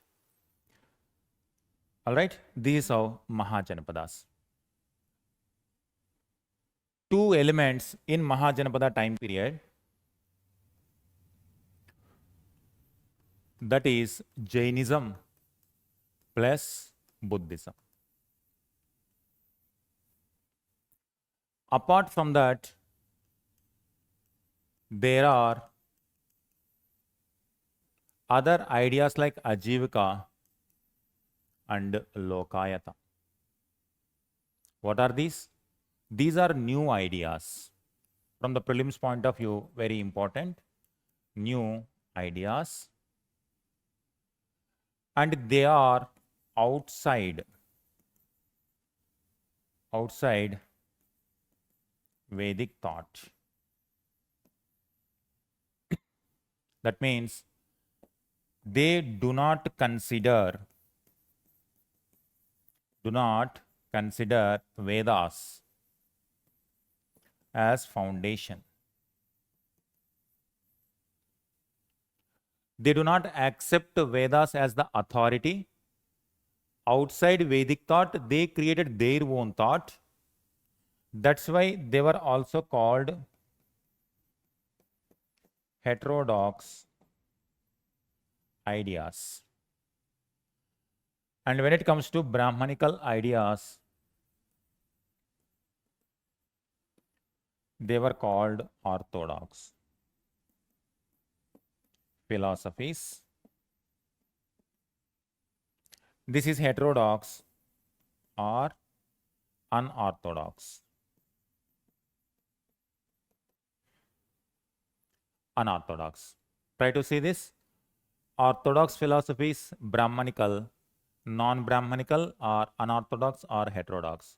UPSC is to give that some this side and some this side. If you identify Jainism, Buddhism, Ajivika, Lokayata, they are unorthodox.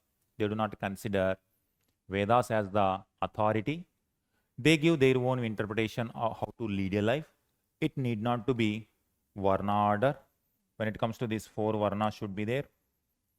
4 ashramas should be there. Brahmacharya, Vanaprastha, Brahmacharya, Grihastha, Vanaprastha, then Sannyasin. This is how the foundation for the Brahmanical idea. And people should follow strictly the Varna order and ashrama system. People should consider Vedas as God's words. Vedas are considered as not the human creation. It is the creation of God. That is how Vedas. On the other hand, they will not give much importance to this. They will say that these are all created by God, what Brahmanas say. But on the other hand, they say that it is not God who will decide your happiness. It is human action.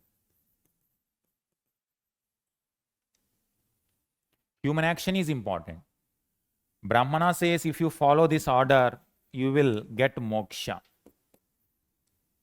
Whereas these philosophies will say, it is in your hand. Whether you want to become liberated or not, you will get moksha as per your action.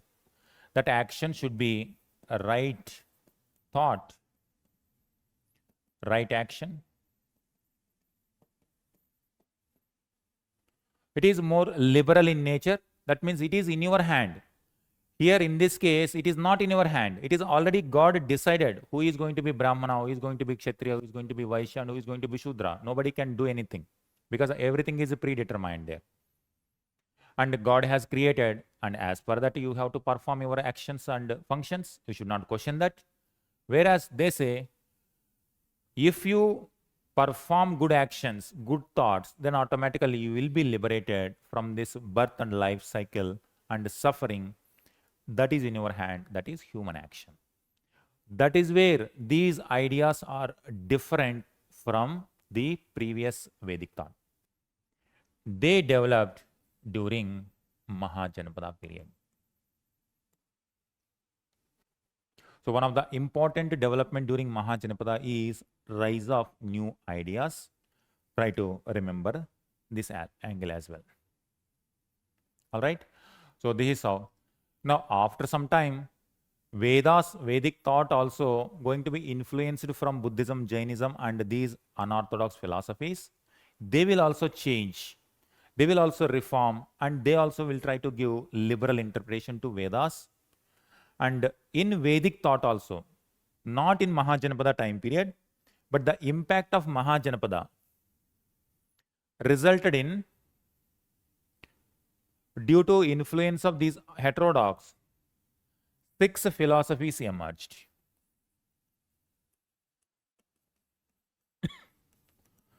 6 philosophies emerged.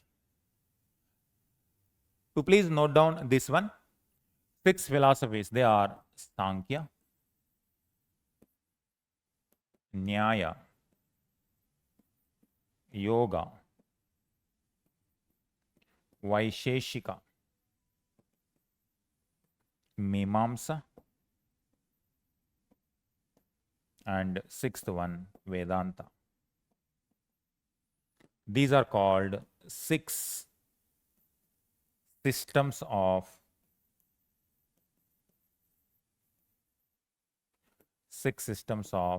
orthodox philosophies. 6 systems of orthodox philosophies, and these are unorthodox. So what is happening now? India is becoming a land of ideal philosophies. So India is becoming a land of philosophy. Not 1, 2. Just if you see 6 here, 4 here, 10. There are so many. So more than 60 plus such kind of sects were there during Mahajanapadas only.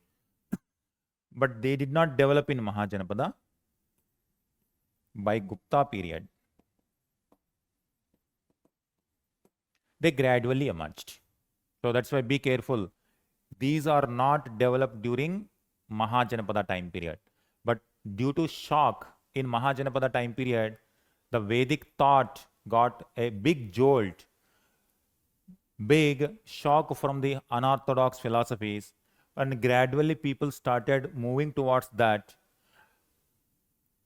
Brahmanical tradition also reformed.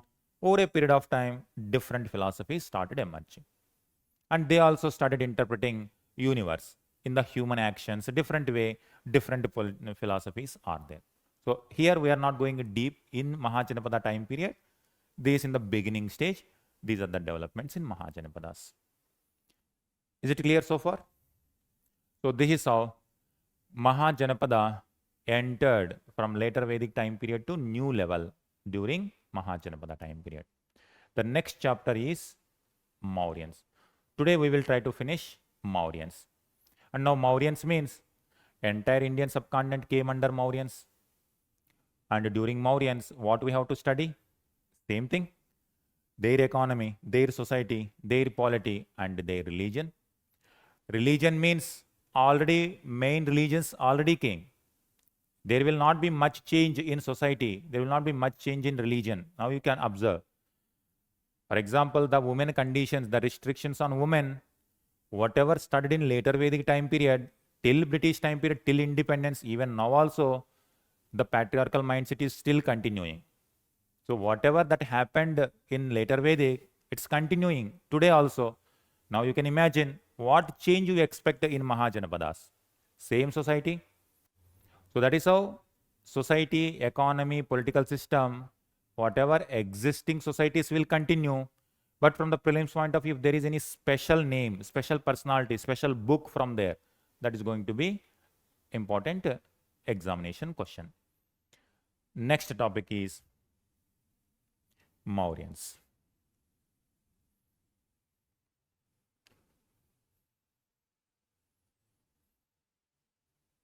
So with this, we will finish up to Mauryans. Mauryans, same, always, any chapter, try to see in the context of continuing story. Early Vedic, later Vedic, Mahajanapadas, different 16 Mahajanapadas. Now this is the empire. You can identify. Now, society of this empire, economy of this empire, polity of this empire, religion of this empire, art and culture of this empire. That is the index to understand in this chapter. When it comes to economy and society, what additional elements will come? Suppose agriculture, Earlier we were talking about agriculture in this zone. Now this empire included this also. That means the people who are practicing agriculture here also pay the tax to the capital. And the people who are trading in this location also pay the tax to the capital. And the same is the case, the traders in this location also pay the tax to there. That means population increased. Agriculture land increased. The income from the land increased. More taxes. It spread their wings, and now people from this location also pay the tax. Artisans will pay the tax. Agriculture people will pay the tax. And traders will pay the tax. Monetary system is also going to be there. That is punch-marked coins. Already Mahajanapadas started. They also continue the same punch-marked coins. As the empire became very big, more people, more resources, more powerful. So more wealth created, more wealth. This one, when it comes to economy. And society-wise, what kind of society will identify? Same only, whatever previously existing, that will continue. Fourfold Varna system, that is there. Some people were rigidly trying to follow, some people liberal. Some people were not following, some people following. When it comes to restrictions on women, continuing, child marriages, widow remarriage not there, and sati practice also, references were there in later Vedic itself, now also it is going on. When it comes to education, Takshila Education Center, Takshila University. Takshila University going to play important role in this time period. From Mahajanapada time period onwards, it is important center now also. Slavery continuing. Structure, try to see the structure. In the same structure, just you have to apply that structure to very large land. When it comes to Rig Veda, you applied only to this land. Later Vedic, you applied only to this land. Mahajanapadas, different kingdoms, now single territory. Economy same continues, society continues, but to administer this much economy, to administer this much society, to administer various religious practices, various religious means these many philosophies, Buddhism, Jainism, Charvaka, and Ajivika, Brahmanical tradition. Now these many people, these many ideas, people may fight with each other also. These are the mainstream ideas. What about the tribal ideas? Who are not part of any of these tribal identities? Coastal people are there, hilly people are there, plain people are there. From the administration point of view, it's a very challenging one. Land is very big, different diverse people are there, different diverse cultures are there. Mauryan Empire is very unique in that context. Because today also India is more or less almost same only. How many challenges India is facing? In one place farmers protest, in some place tribals protest, in some places some industrial people may demand, in some place laborers will demand, in some place some secessionist movement, some wanted separate country, some wanted like Naxalism, wanted more land, more income, more resources. Now these many challenges are there. Despite having this much knowledge, this much communication technology, still government of India is facing challenges. You observe Mauryans, how they had maintained that system. In that respect, Mauryan Empire is going to be very unique in our history. First Pan-India Empire. How did they rule? The system they created has become one of the bedrock for the rest of history. There was a strategist, political strategist and economist of his time period, Chanakya. Different names are there, Vishnugupta, Chanakya, Kautilya. He has written a book or given ideas in a book called Ardhashastra. Even today also, it is considered as one of the foundation books to understand the state system, state and economy, state and law and order, governance.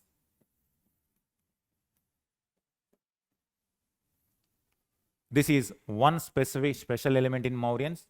Another special element, Ashoka. You cannot use the force to integrate this much land. You have to find some mechanism that should be peaceful one, that should be voluntarily, people should accept that ideology. This is where very special Ashoka, he introduced a political policy called Dhamma. Ashoka Dhamma. This is a code of conduct. It is like giving a constitution for his people. He has given this Dhamma. He told, respect the elders, respect the other religions, respect other cultures, maintain peaceful relations with neighbors. I personally don't want to go for war. I want peace, he himself declared.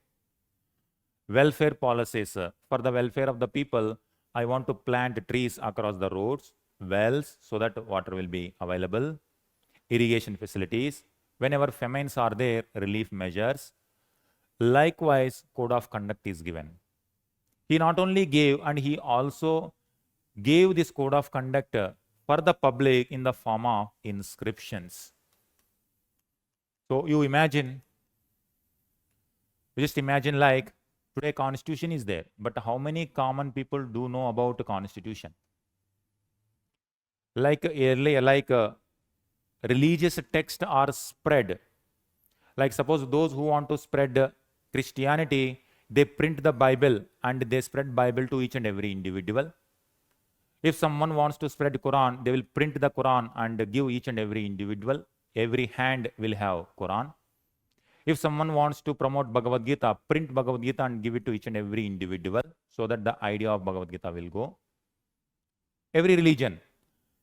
Now imagine in the present day context, print Indian constitution and start giving to each and every individual. Each and every hand will have constitution in their hand. You imagine, as of now not happened. That kind of attempt happened during this time period. But it doesn't mean he has given these constitution to each and every individual, but he tried his best to take the idea of constitution to different corners of the country. They are called Ashoka inscriptions. Ashoka inscriptions. Ashoka inscriptions, he has taken some rocks, pillars, and on these rocks, he listed out these are various code of conduct people should follow. And he erected these inscriptions issued in Karnataka also, in Andhra also, in Odisha also, in Maharashtra also, in Gujarat also, in Pakistan also, in Afghanistan also. Pillars he constructed, pillars throughout Gangetic Valley, Nepal also.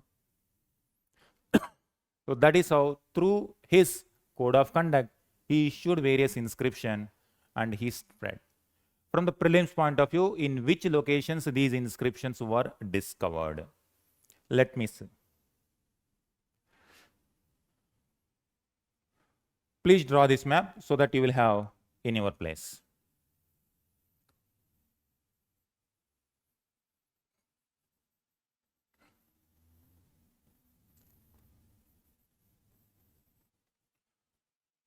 He issued in different places like Girnar, Sopara, Dauli, Jogada, Erragudi. This is in Andhra. These two are in Odisha.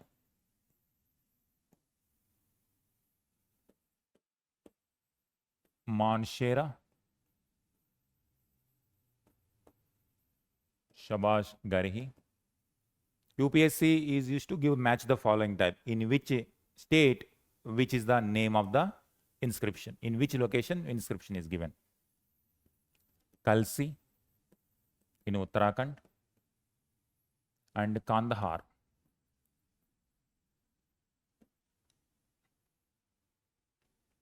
Kandahar. Next in places like Maski, Gujjara, Sannati. Gujjara is in Madhya Pradesh, Sannati in Karnataka, Maski is in Karnataka. And here he issued many pillar inscriptions. And these are all rock inscriptions.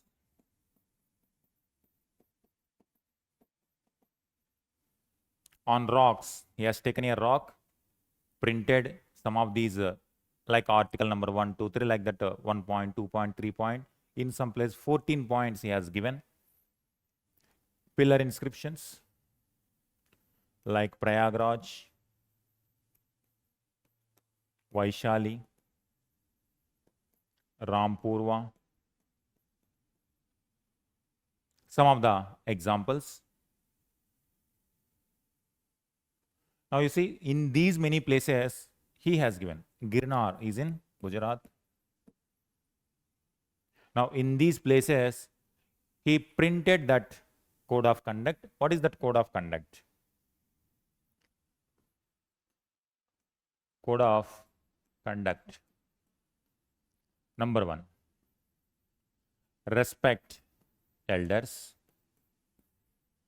respect other religious ideas. Other religious ideas. Third one, welfare policies.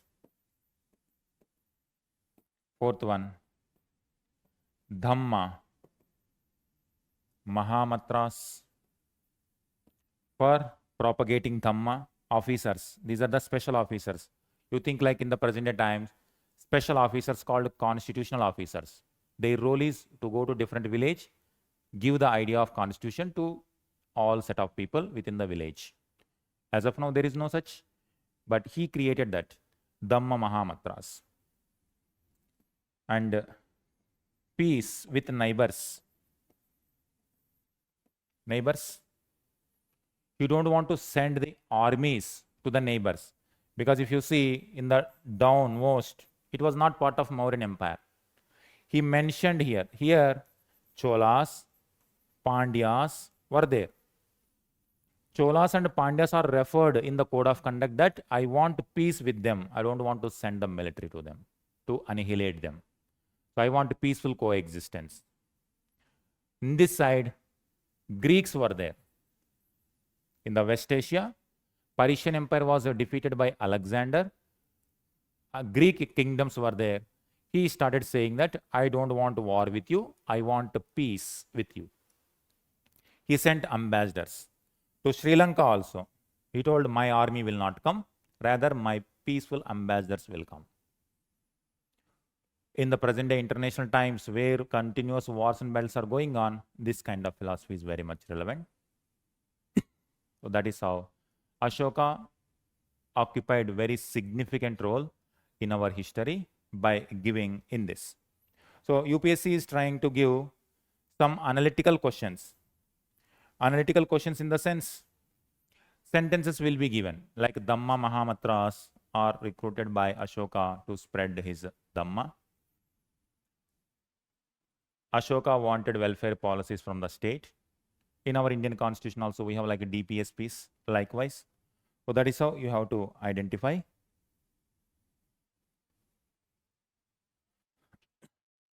The importance. But broadly, if I tell you Chandragupta Maurya, Bindusara and Ashoka, Ashoka I highlighted, but some points, some factual part is there with respect to Chandragupta Maurya, who is the founder of this dynasty. Bindusara, not much information is available for us. Third one is Ashoka. Let us understand that in the context of art and culture. When it comes to art and culture, you will identify, you can see this. You see this? These how inscription will be visible. One rock is taken and something is written. What is the language? Prakrit language. What is the script? Brahmi script. This is how it looks. This is how the pillars looks. You can see pillar is erected. He made these pillars manufactured and used them to spread. This is how the pillar inscription. This is the capital of the pillar. Later, India also adopted national emblem. Stupas. During his time period, some stupas were also built in case of Buddhism. And this is the stupa. It is not fully developed in Mauryan time period, Ashoka time period, but later additions took place. Foundation was laid by him. Later, these additions were done by later periods. Likewise, so this is how. If we understand, in a single map, you will understand, you will get this PPT. But try to keep them in a single place in the form of map so that it becomes in single go. If you read 20 lines, brain may not receive all the 20 points. But if you see one image with 20 different items in a single image, majority you are going to remember. So that is my attempt to you, so that you will remember more number of points through pictorial format. Let us see this. Art and culture. So please draw this one. You will understand all the important points with respect to Mauryans. Art and culture during Mauryan time period.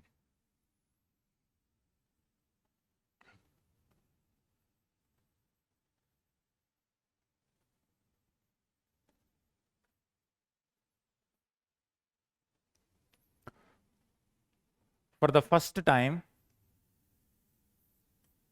Barabar caves. This is the cave architecture. Human made. These are human made caves. This question was already asked also. The earliest surviving human made caves, tradition goes to Barabar caves. They were built by Ashoka and also his grandson Dasharatha. Ashoka Maurya, Dasharatha Maurya, they constructed Barabar caves near Gaya, present day Bihar, near Gaya. Bodh Gaya. But earliest naturally available caves means we have so many caves like Bhimbetka, Adamgarh, Kurnool caves, many caves are there. They are natural, but these are man-made, first time. Later, this tradition becomes very common, like Ajanta, Ellora, many caves are going to come. Earliest. Next one. There is a place in Karnataka called Shravanabelagola.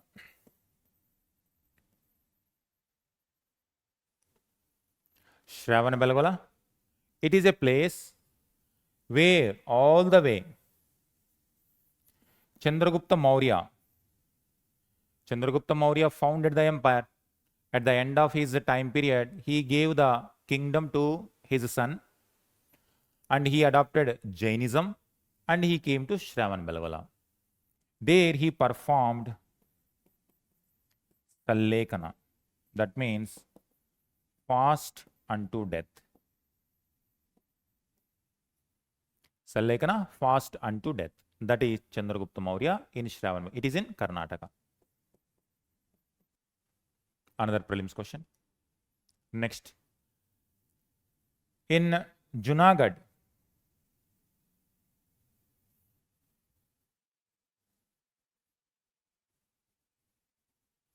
here, Junagadh, there is a Sudarshana lake. One water tank was built by Chandragupta Maurya.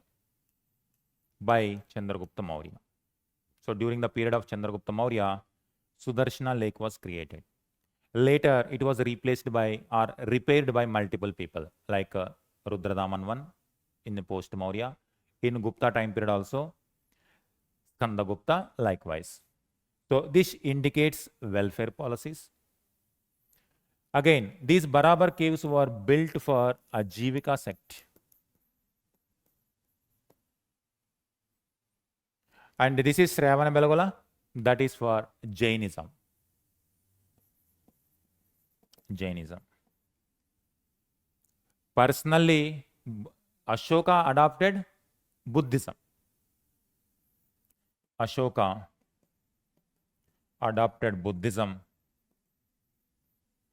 and idea of peace and non-violence he spread. I identify here, Ajivaka sect also got royal patronage, Buddhism also got royal patronage, Jainism also. Kautilya was follower of Hinduism. He is the prime minister of Chandragupta Maurya, Hinduism also. It shows secular policies.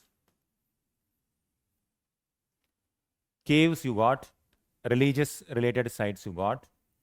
Now, sculpture wise, in Bihar, in Patna, there is a place called Didarganj. This kind of image came. Didarganj. It is in Patna. Now, what this image is showing? Can you identify the kind of glossy? Even today also, this is the today's image. Even today also, the polished nature of that glossy sculpture still reflected. You can see what kind of advanced technology they used to produce this. This is Ekshini. Identify Ekshini. Ekshini is a religious belief of tribal people. So this is also patronized. Elephant, Dauli elephant. This is Dauli Chowgada in Odisha is there. This sculpture is also famous. If you write there, Dauli elephant during Mauryan time period. Patna, Didarganj, Ekshini sculpture.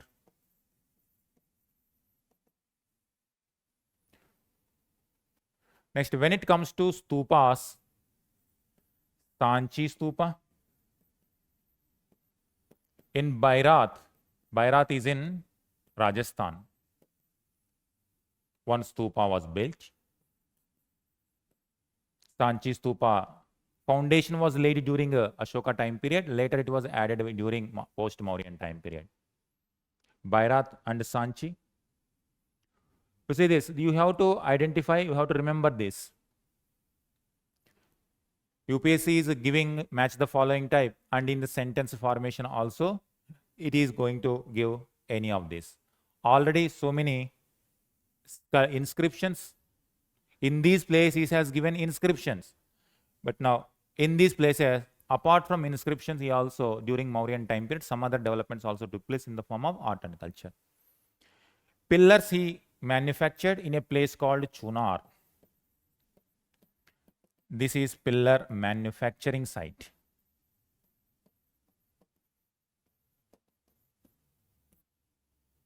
Chunar is a pillar manufacturing site. From there, they have taken pillars and they spread across Gangetic Valley. These pillars were very strong, very heavy. It's very difficult to transport. That's why if you identify near Ganga Yamuna Doab, near Gangetic Valley, these pillars are visible. One of the reasons is they are easy to carry on the river, shipping. But you will not find those heavy pillars in other part, because from here transporting those pillars to other parts becomes very heavy. That's why in Gangetic Valley pillars are available. In other place, rocks. Chunar is the place where these pillars were manufactured and taken. You see how many places? Because everything is their empire only. Mauryan Empire only. That is how. So these are the various important elements with respect to art and culture. I will forward this PPT. Now you see in single image, how many facts? At least here 10 facts you can remember. And here 10 facts. 20 facts you can simply remember with one image. The graphical representation always is easy to remember. Brain also immediately captures through maps, mind maps, whatever way you want to imagine, whatever way you can visualize. But this is one of the best way because directly questions can be answered through this representation. All right. When it comes to literature wise, Ardhashastra, written by Kautilya. Here Greek kingdoms were there. Greek ambassador came called Megasthenes. He has written Indica. Indica, one of the important source to understand Mauryan Empire. So Indica is Megasthenes, Kautilya, Ardhashastra. And many Buddhist literature also developed. Ashoka held third Buddhist council, Ashoka, in Pataliputra. Third Buddhist council. First Buddhist council, second Buddhist council was held during Mahajanapada time period.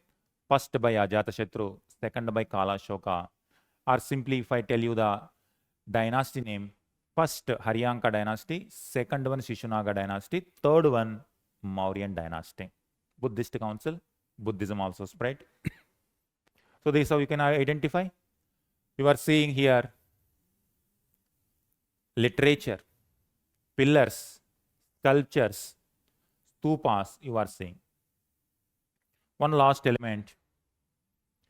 In this area, he issued inscriptions in Prakrit language,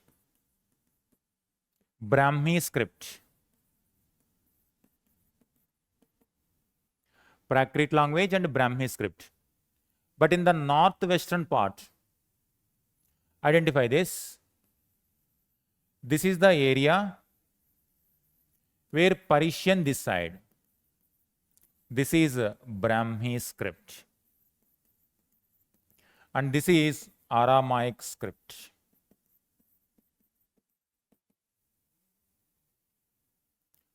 This side interaction resulted in a new script called Kharoshthi script. He issued inscriptions in Kharoshthi in northwest. And after some time, Greeks also comes. Here, Greek, when Chandragupta Maurya is there, Greeks, ambassadors Greek, this Persian Empire is eliminated by Greeks and Greek kingdoms came.